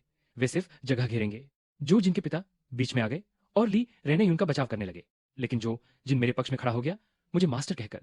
उसके पिता गुस्से में आ गए। मास्टर, इसकी उम्र क्या है? क्या तुम्हारा दिमाग खराब हो गया है? उसने ऐलान किया कि वह सारा अयस्क ली रेनायुन को बेच देगा और मुझे जाने को कहा। मैं शांत रहा। वह जितनी कीमत दे रहा है मैं उससे 10% ज्यादा दूंगा। यह सुनकर बूढ़े आदमी का ध्यान मेरी तरफ गया। लेकिन ली रेनायुन तुरंत अपनी पुरानी दोस्ती का हवाला देने लगा और अपने हथियारों की तारीफ करने लगा। मैंने एक प्रस्ताव रखा। हम मुकाबला करते हैं। दोनों अपनी सबसे अच्छी तलवार लाते हैं और जो जीतेगा वही अयस्क ले जाएगा। ली रेनायुन ने तुरंत हामी भर दी। वह इतना घमंडी था कि मना नहीं कर सकता था। मैंने अपनी एक तलवार निकाली। वह साधारण दिख रही थी। ली रेनायुन ने गर्व से अपनी लंबी तलवार दिखाई, जिसे उसने खुद निगरानी में बनवाया था। वह बताने लगा कि उसे 49 चरणों में बनाया गया है, सबसे बेहतरीन लोहे से। वह लगातार बोलता रहा कि मेरी टूटी हुई तलवार उसकी बराबरी नहीं कर सकती। हमने 2 मजबूत आदमियों को बुलाया और उनसे तलवारें आपस में टकराने को कहा। पहले ही वार में ली रेनायुन की तलवार मुड़ गई। उसे विश्वास नहीं हुआ। उसने उन्हें जारी रखने को कहा। करीब 20 वारों के बाद उसकी तलवार बीच से टूट गई। ली रेनायुन वहीं खड़ा रह गया, जैसे उसकी आत्मा निकल गई हो। जो जिनके पिता भी हैरान थे। सिर्फ जो जिन शांत था। उसने पहले ही मेरा काम देखा था। उसे पता था क्या होने वाला है। मैं हल्की मुस्कान के साथ बोला, आपकी तारीफ स्वीकार है, ली रेनायुन। ली रेनायुन का चेहरा नीले से बैंगनी हो गया। उसने कांपते हुए मेरी तरफ उंगली उठाई, लेकिन एक शब्द भी नहीं बोल पाया। मैंने सुझाव दिया कि वह अपनी दुकान का नाम बदलकर धोखेबाज लोहे की दुकान रख ले, क्योंकि असल में वही है। गुस्से से वह लगभग बेहोश हो गया। फिर मैं जो जिनके पिता की ओर मुड़ा। जैसा तय हुआ था, अयस्क मुझे मिलेगा। लेकिन उनका चेहरा सख्त हो गया। तुम जीत भी जाओ, फिर भी मैं अयस्क ली परिवार को ही बेचूंगा। हम पुराने दोस्त हैं। जो जिन अपने पिता पर चिल्लाया। हमने सौदा किया था, जो जीतेगा वही अयस्क लेगा। आप अपना वादा तोड़ रहे हैं। लेकिन उसके पिता नहीं माने। मैं समझ गया। ली रेनायुन ने जरूर उन्हें ऐसा कुछ दिया होगा जिसे ठुकराना मुश्किल था। मैं झों जिनके लिए स्थिति और मुश्किल नहीं बनाना चाहता था। ठीक है, मैं ये अयस्क नहीं खरीदूंगा। मैं जा रहा हूं। मैं मुड़कर चल पड़ा। जो जिन मेरे पीछे आया और अपने पिता की तरफ से माफी मांगने लगा। मैंने कहा, इसमें उसकी कोई गलती नहीं है। तभी उसने मुझे एक दिलचस्प बात बताई। उसे एक और जगह का पता था जहां बहुत अच्छा लोहे का अयस्क था, लेकिन चट्टानें इतनी सख्त थीं कि उसे निकालना मुश्किल था। मेरी आंखें चमक उठीं। मुझे वहां ले चलो। हम 3 घंटे तक सवारी करते हुए एक पहाड़ी इलाके में पहुंचे, जिसे परित्यक्त पर्वत कहा जाता था। वह अपने नाम की तरह ही सुनसान था। न कोई इंसान, न कोई जीवन, बस हवा, सूखी घास और टेढ़े मेढ़े पुराने पेड़। जो जिन ने जमीन से एक पत्थर उठाया। वह लोहे का अयस्क था, लेकिन कम गुणवत्ता का, जिसमें बहुत अशुद्धियां थीं। उसने बताया कि असली अच्छा अयस्क जमीन के नीचे है। उसने एक कुदाल उठाई और जमीन पर जोर से मारा, समस्या दिखाने के लिए। कुदाल का सिरा टूटकर अलग हो गया। ऊपरी चट्टान बहुत सख्त थी। मैं नीचे बैठ गया और पत्थरों को ध्यान से देखने लगा। उनका रंग हल्का लाल था और ठोकने पर साफ आवाज आती थी। क्या यह हेमेटाइट हो सकता है? मैंने हैरानी से कहा। जो जिनने यह नाम कभी नहीं सुना था। उसका परिवार सालों से लोहे के कारोबार में था, फिर भी उन्हें इसकी जानकारी नहीं थी। मैंने समझाया कि हेमेटाइट में साधारण अयस्क से ज्यादा लोहा होता है, लगभग 50 से 60%। इससे बने हथियार ज्यादा तेज और मजबूत होते हैं। मैं सबको वापस गांव ले गया और तुरंत नए खनन औजार बनाना शुरू किया। मैंने ग्लानी के दौरान कोयला और क्वार्ट्स रेत मिलाई और अपनी भट्टी का इस्तेमाल किया, जो 1400 डिग्री तक तापमान पहुंचा सकती थी। बने हुए औजार भारी, मजबूत और साधारण दिखने वाले थे, लेकिन उनके सिरे को बार बार पीटकर बहुत घना और सख्त बनाया गया था। हम दर्जन भर मजबूत युवाओं के साथ फिर से परित्यक्त पर्वत गए। मैंने एक को नया औजार दिया और कहा, जितनी ताकत है उतनी जोर से मारो। उसने जोर से वार किया। चट्टान में गड्ढा बन गया। औजार बिल्कुल सही सलामत रहा। सब लोग हैरान रह गए। वह लगातार वार करता रहा। दरारें पड़ने लगी, पत्थर टूटने लगे। बाकी लोग भी औजार लेकर जुड़ गए।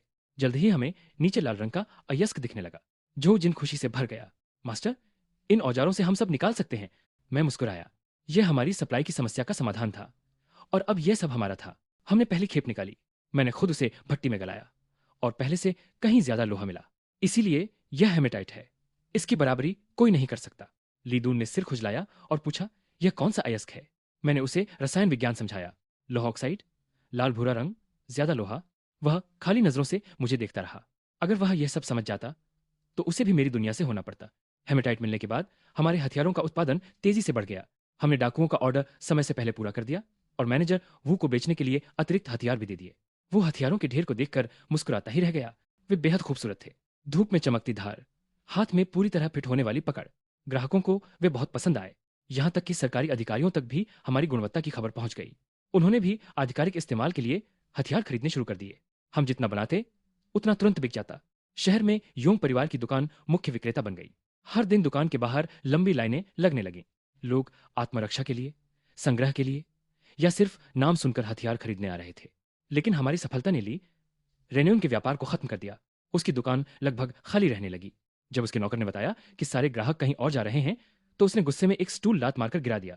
और जब उसे पता चला कि हथियार मेरे यहां से आ रहे हैं, तो उसकी आंखें ठंडी और खतरनाक हो गईं। जांगियोए, तुम मेरी दुकान बर्बाद करने की हिम्मत करते हो?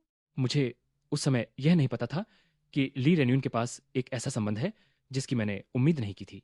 उसी रात एक गंजा और भारी आदमी उसकी दुकान पर आया। वह वुल्फ माउंटेन किले का तीसरा सरदार था। असल में वह ली रेन्यून का भतीजा था।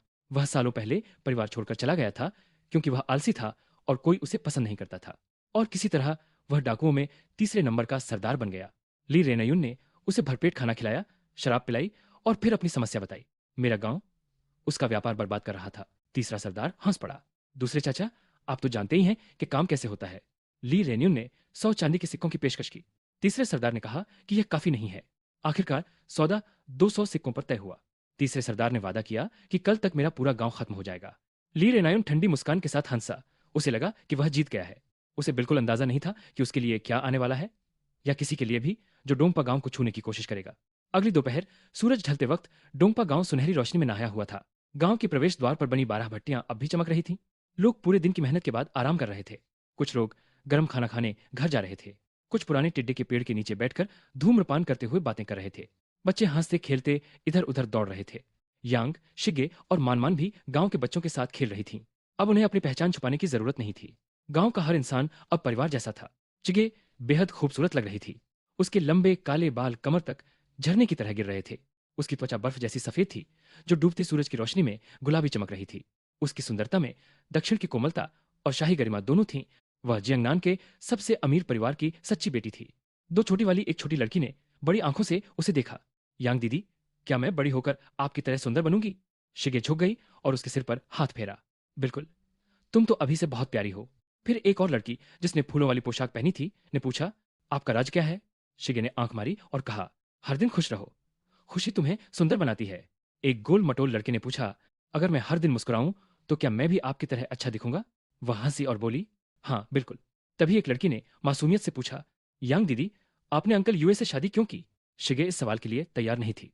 वह हल्के से मुस्कुराई। मुझे उनसे शादी करने के लिए मजबूर किया गया था। मजबूर? क्या आपको अंकल यूए पसंद नहीं है? ऐसी बात नहीं है, बस समझाना मुश्किल है। शायद यह किस्मत है। तभी अचानक दूर से घोड़ों की तेज आवाज और उड़ती हुई धूल दिखाई दी। शिगे का चेहरा तुरंत बदल गया। स्वर्गीय भेड़िया गांव के डाकू, सब लोग घर जाओ अभी। उसने एक बच्चे को उठाया और भागने की कोशिश की, लेकिन बच्चे घबरा कर रो रहे थे और एक दूसरे से टकरा रहे थे। डाकू पहले ही घोड़ों पर सवार होकर गांव में घुस चुके थे। 20 से ज्यादा थे। हर एक के हाथ में लंबी तलवार थी। उनके चेहरे क्रूरता से भरे हुए थे। जैसे ही उन्होंने शिगे को देखा, उनकी आंखें चमक उठीं। एक ने चिल्लाकर कहा, क्या खूबसूरत लड़की है? दूसरे ने कहा, तीसरा सरदार इसे जरूर चाहता होगा। वे हंसने लगे, भयानक गंदी हंसी, और उसकी ओर दौड़ पड़े। शिगे डर से सफेद पड़ गई, लेकिन उससे पहले कि वे उसके पास पहुंचते, एक तेज आवाज गूंजी, हमारे गांव में आने की हिम्मत कैसे हुई? मिलिशिया तैयार करो। ये त्यांतिंग था। हमारे जासूसों ने डाकुओं को आते देख लिया था और त्यांतिंग ने मिलिशिया को सख्त गठन में आगे बढ़ाया। वे तेजी से आए और डाकुओं के सामने पंक्ति में खड़े हो गए। डाकुओं ने एक पल उन्हें देखा, फिर जोर से हंस पड़े। ये कचरा हमसे लड़ेगा? इनके कपड़े देखो, जैसे कोई नाटक मंडली हो। ये तो डर के मारे रो देंगे। वे हमेशा गांव वालों को डरे हुए चूहों की तरह देखते थे। हर बार जब वे हमला करते, लोग कांपते हुए सब कुछ सौंप देते। कभी किसी ने मुकाबला नहीं किया था। डाकुओं के नेता ने धीरे धीरे अपनी तलवार निकाली, खून की प्यास भरी मुस्कान के साथ। उम्मीद है इस बार तुम लोग थोड़ा ज्यादा टिकोगे। जल्दी हार गए तो मजा नहीं आएगा। त्यांतिंग ने कोई जवाब नहीं दिया। उसका चेहरा बिल्कुल ठंडा था। कंपाउंड, धनुष तैयार करो। मिलिशिया एक साथ हरकत में आई। उन्होंने अपने धनुष निकाले, तीर चढ़ाए और सीधे निशाना साध लिया। एक डाकू ने हाथ बांधकर हंसते हुए कहा, तुम सच में कुछ मार सकते हो? मैं यहीं खड़ा हूं। अगर मेरे कपड़े भी छू गए तो मैं उल्टा खड़ा होकर मिट्टी खाऊंगा। त्यांतिंग चिल्लाया। आग। तीर बिजली की तरह उड़े। वह डाकू अभी हंस ही रहा था कि एक तीर उसके गले में जा धंसा। उसकी आंखें फैल गईं। वह तीर पकड़ने लगा, गले से खून फूटने लगा और वह वहीं गिर गया, मर गया। एक और डाकू घोड़े पर भागने की कोशिश कर रहा था। एक तीर पहले घोड़े को लगा, वह गिर पड़ा। फिर कई तीर उसके शरीर में धंस गए। वह जमीन पर तड़पता रहा और फिर शांत हो गया। डाकुओं का नेता आदेश देने ही वाला था कि एक तीर उसके सीने में जा लगा। उसके झटके से वह घोड़े से नीचे गिर पड़ा। वह जोर से जमीन पर गिरा। उसके मुंह से खून बह रहा था। आंखों में हैरानी और पछतावा था। सिर्फ 5 बार तीर चलाए गए, बस इतना ही काफी था। हर एक डाकू, सभी 20 से ज्यादा, जमीन पर मरे पड़े थे। उनके घोड़े भी गिर गए, दर्द से चिल्लाते हुए। खून से जमीन भीग गई। हवा में लोहे जैसी गंध फैल गई। सब कुछ कुछ ही मिनटों में खत्म हो गया, पूरी तरह से खाली। त्यांतिंग ने चारों ओर का दृश्य देखा और गहरी सांस ली। यह कंपाउंड धनुष कमाल का है। इसकी स्थिरता और भेदन शक्ति पारंपरिक धनुषों से कहीं ज्यादा है। अगर हमारे पास सेना में यह होता तो हालात बिल्कुल अलग हो सकते थे। जब मैं पहुंचा, तब तक मिलिशिया डाकुओं का काम तमाम कर चुकी थी। मुझे राहत मिली। हमने जो पैसा और मेहनत ट्रेनिंग में लगाई थी, वह बेकार नहीं गई। आखिरकार हमारे पास असली लड़ने की ताकत थी। गांव वालों ने भी यह सब देखा और उन्हें यकीन ही नहीं हुआ। क्या वह सच में ली स्कॉलर है? उसने डाकुओं को मार गिराया। वही शुंजे, जो कुछ दिन पहले अपनी मां के लिए रो रहा था, अब ठंडे दिमाग वाला योद्धा बन गया है। मुझे लगा था मिलिशिया सिर्फ नौसिखियों का झुंड है। मैं पूरी तरह गलत था। लोग अपने छुपने की जगहों से बाहर आए। इस बार डर नहीं था, सिर्फ खुशी और उत्साह था। वे मिलिशिया को हीरो की तरह देख रहे थे। युवा लड़के चिल्ला रहे थे, हम भी शामिल होना चाहते हैं। एक बुजुर्ग आदमी भर्ती बढ़ाने की गुहार लगा रहा था। एक आदमी अपनी ही टांग थपथपा रहा था। पछता रहा था कि उसने ट्रेनिंग को कठिन समझकर मौका खो दिया। मिलिशिया के सदस्य गर्व से खड़े थे। उनके चेहरों पर आत्मविश्वास साफ दिख रहा था। शुंजी सोच रहा था कि वह पहले कितना कमजोर और डरपोक था। हमेशा अपनी मां के पीछे छुप जाता था, लेकिन आज उसने अपने पड़ोसियों की रक्षा के लिए लड़ाई लड़ी और यह एहसास अद्भुत था। ली स्कॉलर ने अपने धनुष की ओर देखा। उसे समझ आया कि आदमी की ताकत सिर्फ लिखने में नहीं होती, हथियार उठाना भी शांति बनाए रख सकता है। अब हर किसी को कुछ ऐसा मिल गया था जिस पर वह विश्वास कर सके। मैंने ऊंची आवाज में कहा, आज मिलिशिया ने हमारे गांव की रक्षा की है। आओ, उन्हें वह सम्मान दें जिसके वे हकदार हैं। ताली की गूंज पूरे गांव में फैल गई। बहुत देर तक चलती रही। यह सिर्फ तारीफ नहीं थी, यह कृतज्ञता थी। हर कोई पहले से ज्यादा एकजुट महसूस कर रहा था। अब मिलिशिया सिर्फ पैसे के लिए नहीं थी। लोग सच में अपने घर और परिवार की रक्षा करना चाहते थे। जश्न के बाद मैंने शिगे को देखा और तुरंत उसकी ओर दौड़ा। शिगे, तुम ठीक हो? मैं ठीक हूं, उसने धीरे से कहा, अपने घुटने को सहलाते हुए। मैं तेजी से भाग रही थी, गिर गई और चोट लग गई। उसे घायल देखकर मेरा दिल कस गया। उन डाकुओं को तो बहुत आसानी से मौत मिल गई। मेरी पत्नी को डराने की हिम्मत कैसे हुई? मैंने उसे धीरे से अपनी बाहों में उठा लिया। चलो, मैं तुम्हें घर ले चलता हूं और दवा लगा देता हूं। सूरज ढल रहा था और उसके गाल लाल हो गए। उसने अपना चेहरा दूसरी तरफ कर लिया, लेकिन मैं समझ गया कि वह खुश है। कमरे के अंदर मैंने उसे बिस्तर पर लिटाया और सावधानी से उसकी चोट साफ की। मेरे हाथ जितने हो सकते थे उतने कोमल थे। कमरे में सन्नाटा था, सिर्फ हमारी सांसों की आवाज। माहौल बदल गया। हमारे बीच कुछ गर्माहट सी फैल गई। दवा लगाने के बाद मैं खुद को रोक नहीं पाया। मैं मुस्कुराया और उसे छेड़ते हुए कहा, लगता है यहां भी सूजन है, इस पर भी दवा लगानी पड़ेगी। वह एक पल के लिए उलझ गई, फिर नीचे देखा और समझ गई। उसका चेहरा लाल हो गया, शरारती। उसने अपने छोटे छोटे हाथों से मेरे सीने पर हल्के से मुक्के मारे। मैंने उसे अपनी ओर खींच लिया। हम बहुत करीब थे। मैं उसकी गर्म सांस महसूस कर सकता था। उसका चेहरा लाल था, होंठ हल्के हल्के कांप रहे थे। मैं खुद को रोक नहीं पाया। मैं धीरे धीरे झुकने लगा उसे चूमने के लिए। उसने विरोध नहीं किया। उसने अपनी आंखें बंद कर लीं। उसकी लंबी पलकें तितलियों की तरह कांप रही थीं। तभी दरवाजे के बाहर से एक महिला की आवाज आई। जियांग लैंग, मुखिया आपको बुला रहे हैं। एक जरूरी मामला है। सब आपका इंतजार कर रहे हैं। ये ऐसे था जैसे किसी ने मेरे सिर पर ठंडा पानी डाल दिया हो। शिगे तुरंत संभल गई और मुझे दूर धकेल दिया। उसका चेहरा अभी भी लाल था। शायद ये डाकुओं के बारे में है। जाओ, जल्दी, हम बाद में बात करेंगे। मैंने गहरी सांस ली। क्या सही मौका था? और यूं ही चला गया। लेकिन अंदर ही अंदर मैं मुस्कुरा रहा था। इस बार उसने मुझे दूर नहीं किया था। यह प्रगति थी। समय के साथ मैं उसका दिल पूरी तरह जीत लूंगा। मैंने अपने कपड़े ठीक किए और बाहर चला गया। बैठक कक्ष में तनाव भरा माहौल था। गांव के मुखिया जाओ यूं, जाओ दाओ, अंकल वू, तियानतिंग सब वहां मौजूद थे। सबके चेहरे पर चिंता थी। मुखिया ने सबसे पहले कहा, युए, आज वुल्फ माउंटेन के डाकू आए थे। हमने उन्हें मार गिराया, लेकिन वे इसे नहीं भूलेंगे। वे और ताकत के साथ वापस आएंगे। मैंने सिर हिलाया। मुझे पता है, यह सिर्फ एक छोटा दल था, 20 के आसपास लोग। वुल्फ माउंटेन में सैकड़ों डाकू हैं। अगली बार हालात ज्यादा खतरनाक होंगे। सबने अपने अपने सुझाव दिए। अंकल वू ने और जाल बिछाने की बात कही। झाओ यून ने जासूस बढ़ाने का सुझाव दिया। झाओ दाओ ने गर्म तेल तैयार रखने की बात की। तियान तिंग ने कहा कि हमें मिलिशिया की ट्रेनिंग और मजबूत करनी होगी। मैंने सबकी बातें सुनी, फिर अपना प्लान बताया। तुम सब सही हो। मिलिशिया ने साबित कर दिया है कि वे लड़ सकते हैं। मैंने आत्मविश्वास से कहा, अभी सैनिक डाकुओं को उलझाए हुए हैं, इसलिए वे पूरी ताकत से हम पर हमला नहीं कर सकते। अगर हम अच्छी तैयारी करें और मिलकर काम करें तो हम उनके पूरे गढ़ का भी सामना कर सकते हैं। लेकिन इसके लिए हमें सही तरीके से संगठन बनाना होगा। हमें एक ग्राम समिति बनानी होगी। सब लोग मुझे देखने लगे। ग्राम समिति क्या होती है? मैंने समझाया, यह हमारे गांव का कमांड सेंटर होगा। मैं ग्राम सचिव बनूंगा जो सबको एकजुट करेगा और आदेश देगा। हर छोटा बड़ा फैसला समिति के जरिए होगा। इससे हम हर खतरे का संगठित तरीके से सामना कर पाएंगे और अपनी ताकत सही जगह पर लगा पाएंगे। किसी को ग्राम सचिव का मतलब नहीं पता था। यह विचार उनके लिए बिल्कुल नया था, लेकिन वे बात समझ गए। आने वाले खतरे से बचने के लिए नेतृत्व और तालमेल जरूरी था। और इसी तरह इस दुनिया की पहली ग्राम समिति बन गई। अगले दिन हमने एक लकड़ी का घर बनाया और उस पर एक तख्ती लगा दी। मैं ग्राम सचिव बन गया। सचिव झंग, अब यही मेरी पहचान थी। मैं काफी समय से ग्राम समिति बनाना चाहता था, लेकिन सही मौका नहीं मिला। इस डाकू हमले ने मुझे वह मौका दे दिया। अब मैं पूरे गांव के संसाधनों को एक व्यवस्था में ला सकता था और नेता के रूप में मेरी स्थिति आधिकारिक हो गई। अजीब बात है, इसके लिए मुझे डाकुओं का शुक्रिया अदा करना चाहिए। उधर स्काई वुल्फ किले में तीसरा सरदार बेचैन होने लगा। 2 दिन बीत गए, लेकिन उसके आदमी डोंगपा गांव से वापस नहीं आए। उसके साथी बोले, चिंता मत करो, वो तो साधारण गांव वाले हैं जो चाकू देखकर ही डर जाते हैं। शायद लोग मजे कर रहे होंगे, इसलिए वापस नहीं आए। 2 और दिन बीत गए, फिर भी कोई खबर नहीं। तीसरा सरदार बेचैन होकर टहलने लगा। 2 दिन और बीते। उसने मेज पर जोर से हाथ मारा। कुछ गड़बड़ है। तभी मुख्य सरदार अंदर आया और पूछा, मेरे लोग कहाँ हैं? तीसरे सरदार के माथे पर पसीना आ गया। उसने कबूल किया कि उसने उन्हें एक गांव में भेजा था। मुख्य सरदार ने उसे डांटा, पहले क्यों नहीं बताया? तभी स्कार, जो पहले हमारे गांव आ चुका था, आगे आया। उसने बताया, वह डोंगपा गांव है। उसने कहा कि उसे हमेशा शक था कि चुनबियाओ और माँ जी को मैंने ही मारा था।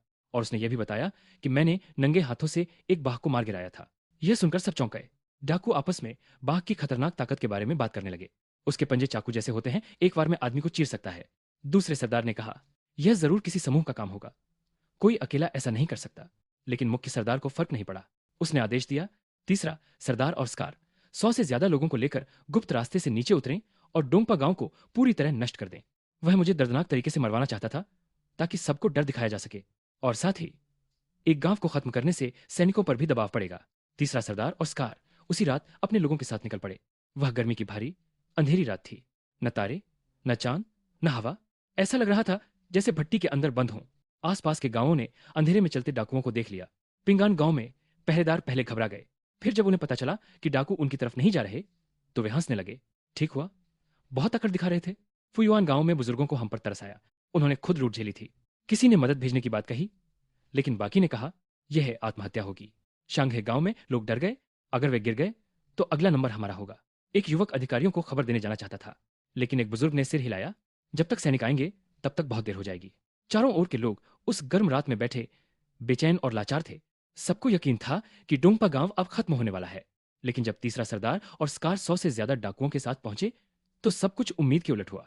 मैं गांव के प्रवेश द्वार पर कुर्सी पर बैठा चाय पी रहा था। चारों ओर मशालें जल रही थीं। मिलिशिया एकदम सीधी पंक्तियों में खड़ी थी, चेहरे गंभीर, पूरी तरह तैयार। मेरे पीछे गांव वाले ऐसे इकट्ठा थे जैसे कोई तमाशा देखने आए हों। उनमें जरा भी डर नहीं था। देखो, स्काई वुल्फ के डाकू आ गए। कितनी देर टिकेंगे ये? मेरा बेटा मिलिशिया में है, वो जरूर अच्छा करेगा। वे जोर जोर से बातें कर रहे थे, पूरे आत्मविश्वास के साथ। एक भी आवाज कांप नहीं रही थी। डाकू हैरान रह गए। ये उनके अनुभव से बिल्कुल अलग था। आमतौर पर गांव वाले चिल्लाते, रोते, भीख मांगते, लेकिन यहां लोग ऐसे बात कर रहे थे जैसे कोई मनोरंजन हो। तीसरा सरदार और स्कार गुस्से और हैरानी से भर गए। तीसरा सरदार चिल्लाया, मैंने जो लोग यहां भेजे थे वे कहाँ हैं? मैंने आराम से चाय की एक और चुस्की ली, फिर शांत स्वर में कहा, पहले अपनी पहचान बताओ। मैं स्काई वुल्फ किले का तीसरा सरदार हूं। उसने गर्व से कहा। मैंने कप नीचे रख दिया। मैंने शांत स्वर में कहा, मैं डोंगपा गांव की ग्राम समिति का सचिव हूं। वह मुझे घूरता रह गया। ग्राम समिति का सचिव, यह कैसा पद है? उसने बताया कि उसने अपने आदमी हमारे गांव भेजे थे, लेकिन वे कभी वापस नहीं आए, इसलिए वह खुद उन्हें ढूंढने आया है। मैंने हाथ हिलाया। कुछ गांव वाले एक ढेर उठाकर लाए, कपड़े, चाकू और मरे हुए डाकुओं का सामान। तीसरे सरदार ने जैसे ही उन्हें देखा, उसका चेहरा बदल गया। वह उन्हें पहचान गया। ये सिक्सी के कपड़े हैं, तुमने उनके साथ क्या किया? वो चीखा। मैंने शांत रहते हुए कहा, उन्हें सामूहिक कब्र में दफना दिया गया है। कई दिन हो गए थे, सड़ने के लिए तो छोड़ नहीं सकते थे। तीसरा सरदार गुस्से से पागल हो गया। तुमने उन्हें मार दिया। उसकी आंखें खून जैसी लाल हो गईं। वे उसके करीबी लोग थे। वह मुझे वहीं चीर देना चाहता था। स्कार ने उसे रोका और मेरी तरफ देखा। जहांगीर, क्या तुमने माझी और चुनबियाओं को मारा? मैंने उसकी आंखों में देखते हुए कहा, तुम्हें क्या लगता है तुम नहीं किया? उसका चेहरा सख्त हो गया। काफी हिम्मत है तुम्हारी, स्काई वुल्फ के लोगों को मार दिया। तीसरे सरदार का धैर्य खत्म हो चुका था। बातों में समय क्यों बर्बाद करें? सबको मार दो, औरतों को पकड़कर ले चलो और हर आदमी को खत्म कर दो। 100 से ज्यादा डाकुओं ने अपने हथियार निकाल लिए, तलवारें, भाले, सब उच्च गुणवत्ता के। यही वे हथियार थे जो उन्होंने भारी कीमत देकर खरीदे थे, जिनकी मदद से उन्होंने गवर्नर के सैनिकों का सामना किया था। उन्हें लगा कि गांव वालों को कुचलना बच्चों का खेल होगा। झाओ यून मेरे पास खड़ा हंस पड़ा। बॉस, इन्हें सच में लगता है कि यह आसान होगा? मैंने सिर हिलाया। शुरू करो। झाओ यून ने संकेत दिया। मिलिशिया ने पानी की थैलियां निकाली और डाकुओं की ओर फेंकने लगी। डाकुओं को लगा यह कोई गुप्त हथियार है। उन्होंने अपनी तलवारों से रोकने की कोशिश की। थैलियां फट गईं। पानी चारों ओर फैल गया। वे हंस पड़े। ये मूर्ख पानी से लड़ रहे हैं, हमारी तलवारों को नहला रहे हैं क्या? लेकिन कुछ ही सेकंड बाद उनके हथियारों पर लगी रासायनिक परत ने पानी के साथ प्रतिक्रिया की। हर तलवार, हर भाला अचानक साबुन की तरह फिसलन भरा हो गया। हथियार उनके हाथों से छूटकर जमीन पर गिरने लगे। वे पूरी ताकत से पकड़ने की कोशिश करने लगे, लेकिन पकड़ नहीं पाए। तीसरा सरदार और स्कार स्तब्ध रह गए। उन्होंने ऐसा पहले कभी नहीं देखा था। स्कार ने मुझे घूरते हुए कहा, पानी में कुछ किया है तुमने? मैं मुस्कुराया। बिल्कुल। कैसा लगा? वह गुस्से से कांप उठा। यह कैसी जादूगरी है? तीसरा सरदार चिल्लाया। ईमानदारी से लड़ो, मेरे हथियार से मैं तुम जैसे 10 को मार सकता हूं। मैंने शांत स्वर में कहा, वे तो बस साधारण हथियार हैं जो हमारे गांव में बने हैं। तभी उन्हें समझ आया। स्कार की आंखें फैल गईं। रुको, जो हथियार हमने मैनेजर वो से खरीदे, वो तुमने बनाए थे? मैंने कहा, बिल्कुल। बेचने से पहले हमने उन्हें तैयार किया था। तुम्हें क्या लगा मैं ऐसे हथियार बेचूंगा जो मेरे ही गांव के खिलाफ इस्तेमाल हो? वे गुस्से से कंपने लगे। लेकिन अब कुछ मायने नहीं रखता था। तीसरे सरदार ने हमला करने का आदेश दिया। डाकू अपने फिसलते बेकार हथियारों के साथ हम पर टूट पड़े। मैंने आदेश दिया, तीर चलाओ। मिलिशिया ने एक साथ अपने कंपाउंड धनुष उठाए। तीर बारिश की तरह बरसे। डाकू हर तरफ गिरने लगे। एक ने तलवार से रोकने की कोशिश की। तलवार हाथ से छूट गई और उसके कंधे में तीर जा लगा। दूसरे का घोड़ा घायल हुआ और वह गिर पड़ा। फिर उसकी पीठ में तीर धंस गए। एक आदमी ने ढाल उठाई, वह भी हाथ से फिसल गई और कई तीर उसे गिरा गए। एक बहादुर डाकू ने तीर काटने की कोशिश की, लेकिन उसकी तलवार उड़ गई और वह छलनी होकर गिर पड़ा। एक डरा हुआ डाकू भागने लगा। उसकी पीठ में तीर लगा और वह जमीन पर गिर पड़ा। शाओयिन ने मुझे अंगूठा दिखाया। बॉस, हथियार वाला तरीका कमाल का था। अंकल वू ने भी कहा, इसके बिना आज की लड़ाई बहुत मुश्किल होती। लेकिन डाकुओं की संख्या अभी भी ज्यादा थी। कुछ ने कवच पहना था जिससे तीर रुक रहे थे। वे आगे बढ़ते हुए पास की लड़ाई में आने लगे। स्कार ने चिल्लाया, करीब से लड़ो। तीसरे सरदार ने भी अपने लोगों को आगे बढ़ने को कहा। मैंने हाथ उठाया। दिव्य क्रॉसबो। मिलिशिया ने तुरंत रिपीटिंग क्रॉसबो निकाल लिए। हर एक से 20 तीर, लगातार, तेजी से। यह विनाशकारी था। डाकू एक एक कर गिरते गए। वे न रोक पाए, न बच पाए, न पलटवार कर पाए। अराजकता में तीसरे सरदार के शरीर में कई तीर लगे और वह तड़पते हुए मर गया। हिस्कार ज्यादा मजबूत था, कुशल और कवच पहने हुए, लेकिन तीरों की बौछार ने उसे भी तोड़ दिया।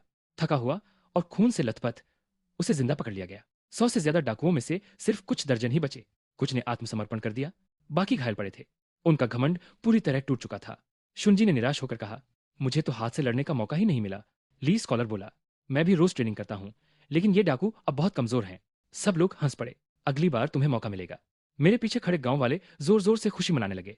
लोग चिल्ला रहे थे कि वे भी मिलिशिया में शामिल होना चाहते हैं। बच्चे सैनिकों की नकल कर रहे थे। इस जीत ने मिलिशिया को डोंगपा गांव में एक कहानी जैसा बना दिया। मैंने हाथ उठाया और भीड़ तुरंत शांत हो गई। ये वही अधिकार था जो मैंने बनाया था। एक इशारे पर सब मेरी बात सुनते थे। मैं स्काल के पास गया। वह जमीन पर बंधा हुआ था। उसकी गर्दन पर चाकू रखा था। उसने धीरे से कहा, मैंने तुम्हें कम आंका था। मैंने सिर हिलाया। हाँ, यही वजह है कि तुम यहां हो। उसने कहा, तुम जैसे इंसान इतनी क्षमता के साथ इस छोटे से गांव में क्यों रह रहे हो? वह देख चुका था कि मैंने इस जगह को पूरी तरह बदल दिया है।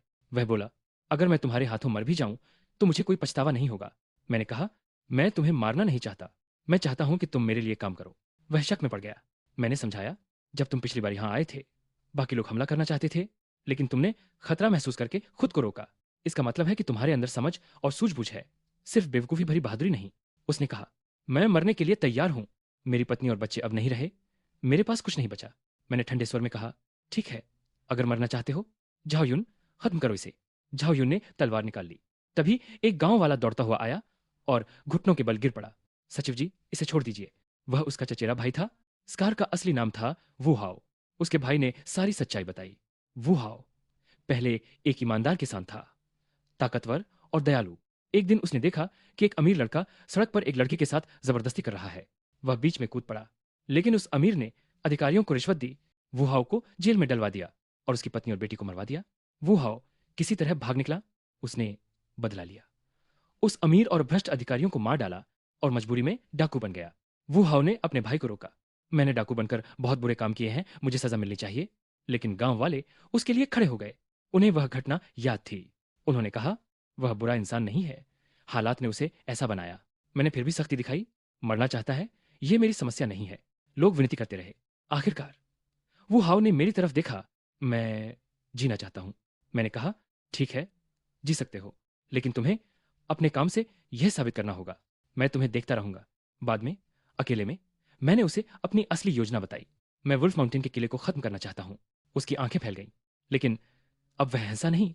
उसने कहा, पहले यह नामुमकिन था, लेकिन अब एक मौका है। उसने जानकारी दी, वे कई हफ्तों से सरकारी सैनिकों से लड़ रहे हैं। शुरुआत में उनके पास लगभग 1000 आदमी थे, लेकिन आधे से ज्यादा मर चुके हैं, कई घायल हैं। अगर उन्हें तुम्हारे दिए हथियार और उनका खतरनाक सरदार ना होता तो वे कब के खत्म हो चुके होते। अब उनके पास करीब 350 आदमी बचे हैं। फिर उसने चेतावनी दी, सबसे बड़ी समस्या उनका सरदार है। उसकी ताकत डरावनी है। वह अकेले दर्जनों अधिकारियों को मार चुका है। वह सच में 100 आदमियों के बराबर लड़ता है।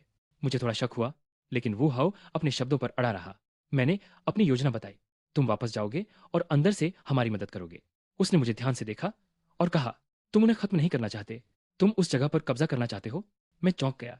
उसने समझाया, वह किला एक प्राकृतिक किला है, रक्षा करना आसान, हमला करना मुश्किल, एकदम परफेक्ट जगह है, और तुम जैसे इंसान उसे बेकार नहीं जाने दोगे। मैं मुस्कुराया, तुम काफी तेज हो, मुझे तुम जैसे लोगों की जरूरत है। जब मैंने सबको इकट्ठा किया, अंकल वू, थियान टोंग, गांव के मुखिया झाओ यून, झाओ दाओ, और पूरी योजना बताई, सबके चेहरे पीले पड़ गए। अंकल वू ने कहा, हमें अच्छे से सोचना होगा। मुखिया बोला, हमने अभी स्थिरता पाई है, सब कुछ खतरे में मत डालो। झाओ दाओ बोला, अगर हम हार गए तो गांव खत्म हो जाएगा। मैंने कहा, हम सब पहले से ही एक अपराध में शामिल हैं, हमने अधिकारियों को मारा है। सच एक दिन सामने आएगा, हमें बाहर निकलने का रास्ता चाहिए, और वही रास्ता है वुल्फ माउंटेन। कमरे में सन्नाटा छा गया। वह सच सबके सिर पर तलवार की तरह लटक रहा था। गांव में मेरी प्रतिष्ठा ने फैसला आसान कर दिया। योजना आगे बढ़ गई। उस रात स्कार मुझे और मेरे लोगों को किले के पीछे वाले गुप्त रास्ते तक ले गया। आसपास के गांव वालों ने हमें जाते देखा और गलत समझ लिया। उन्हें लगा डाकुओं ने डोंगपा गांव को खत्म कर दिया है और अब वापस जा रहे हैं। पिंगान गांव में लोग हंस रहे थे, बहुत दिखावा कर रहे थे। अब देखो क्या हुआ। फुयुआन गांव में लोग दुखी थे। शियांगे गांव में लोग डर गए। अब अगला नंबर हमारा होगा। किसी को सच पता नहीं था। सुरंग के अंदर बहुत अंधेरा था और रास्ता इतना तंग कि मुश्किल से 2 लोग साथ चल सकते थे। स्कार ने पहले 2 पहरेदारों को खुद ही खत्म कर दिया, एक एक तेज वार, और वे आवाज भी नहीं निकाल पाए। मैंने उसे अपना बनाया हुआ एक सिंगल शॉट क्रॉसबो दिया और कहा, आपातकाल में यह तुम्हारी जान बचा सकता है। उसने सम्मान से सिर झुका दिया। करीब 20 मिनट अंदर जाने के बाद हमें 4 और पहरेदार मिले। स्कार और उसके लोगों ने उन्हें भी चुपचाप खत्म कर दिया। हम डाकुओं के ठिकाने में दाखिल हो गए। वह जगह बहुत बुरी हालत में थी। लकड़ी की इमारतें, लापरवाह पहरेदार, डाकू जुआ खेल रहे थे और शराब पी रहे थे। कुछ लोग पकड़ी गई औरतों के साथ जबरदस्ती कर रहे थे। तभी एक आंख वाला दूसरा सरदार हमारे पास आया। उसने स्कार से पूछा, काम कैसा रहा? स्कार ने जवाब दिया, डोंपा गांव खत्म हो गया। एक आंख वाले का चेहरा चमक उठा। उसने पूछा, कोई खूबसूरत औरत मिली? स्कार ने कहा, नहीं, वहां कुछ खास नहीं मिला। वह थोड़ा निराश हुआ, लेकिन बोला, अगली बार ध्यान रखना। फिर उसने मेरी और झाओ यून की तरफ देखा। ये कौन है? स्कार ने कहा, पहले यहां 1000 लोग हुआ करते थे, हर किसी को कौन पहचानता है। एक आंख वाले ने बात मान ली और हमें साथ बैठकर शराब पीने को कहा। हम उसके पीछे ऊपर एक बड़े कमरे में गए। अंदर का नजारा और भी बुरा था। कुछ औरतों को जबरदस्ती शराब पिलाई जा रही थी। एक जवान लड़की, बहुत सुंदर, डर से पीली पड़ी हुई। एक छोटा चालाक डाकू उसके कपड़े फाड़ने की कोशिश कर रहा था। वह चीख रही थी, छटपटा रही थी, लेकिन वह उसके सामने कमजोर थी। बाकी डाकू हंस रहे थे, गंदी बातें कर रहे थे, उसे उकसा रहे थे। उसकी आंखों से आंसू बह रहे थे। उसे पता था आगे क्या होने वाला है। मैं ये सब सह नहीं पाया। मैं जोर से चिल्लाया, नीच इंसान, वहीं रुक जाओ। कमरे में एकदम सन्नाटा छा गया। सबकी नजरें मुझ पर टिक गईं। वह छोटा डाकू गुस्से में बोला, अबे लड़के, मरना है क्या? मैंने जवाब दिया, अगर मरना पड़े तो सही, लेकिन तू गंदा इंसान है। बाकी डाकू मेरा मजाक उड़ाने लगे। कहने लगे, अरे ये तो खुद को बहुत अच्छा इंसान समझ रहा है, असल में जल रहा है। मैंने और कुछ नहीं कहा।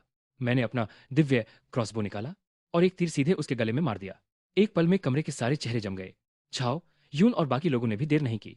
उन्होंने अपने क्रॉसबो निकाले और ताबड़तोड़ तीर चलाने लगे। 20 से ज्यादा डाकू गिर गए। किसी को प्रतिक्रिया देने का मौका भी नहीं मिला। दिव्य क्रॉसबो इतना शांत था कि बाहर किसी को कुछ सुनाई ही नहीं दिया। एक आंख वाला दूसरा सरदार अब तक मजा ले रहा था, लेकिन यह सब देखकर उसका चेहरा सफेद पड़ गया। वह उठने की कोशिश कर ही रहा था कि स्कार ने पहले ही उसकी गर्दन पर चाकू रख दिया। वह हकलाते हुए बोला, स्कार, तुम।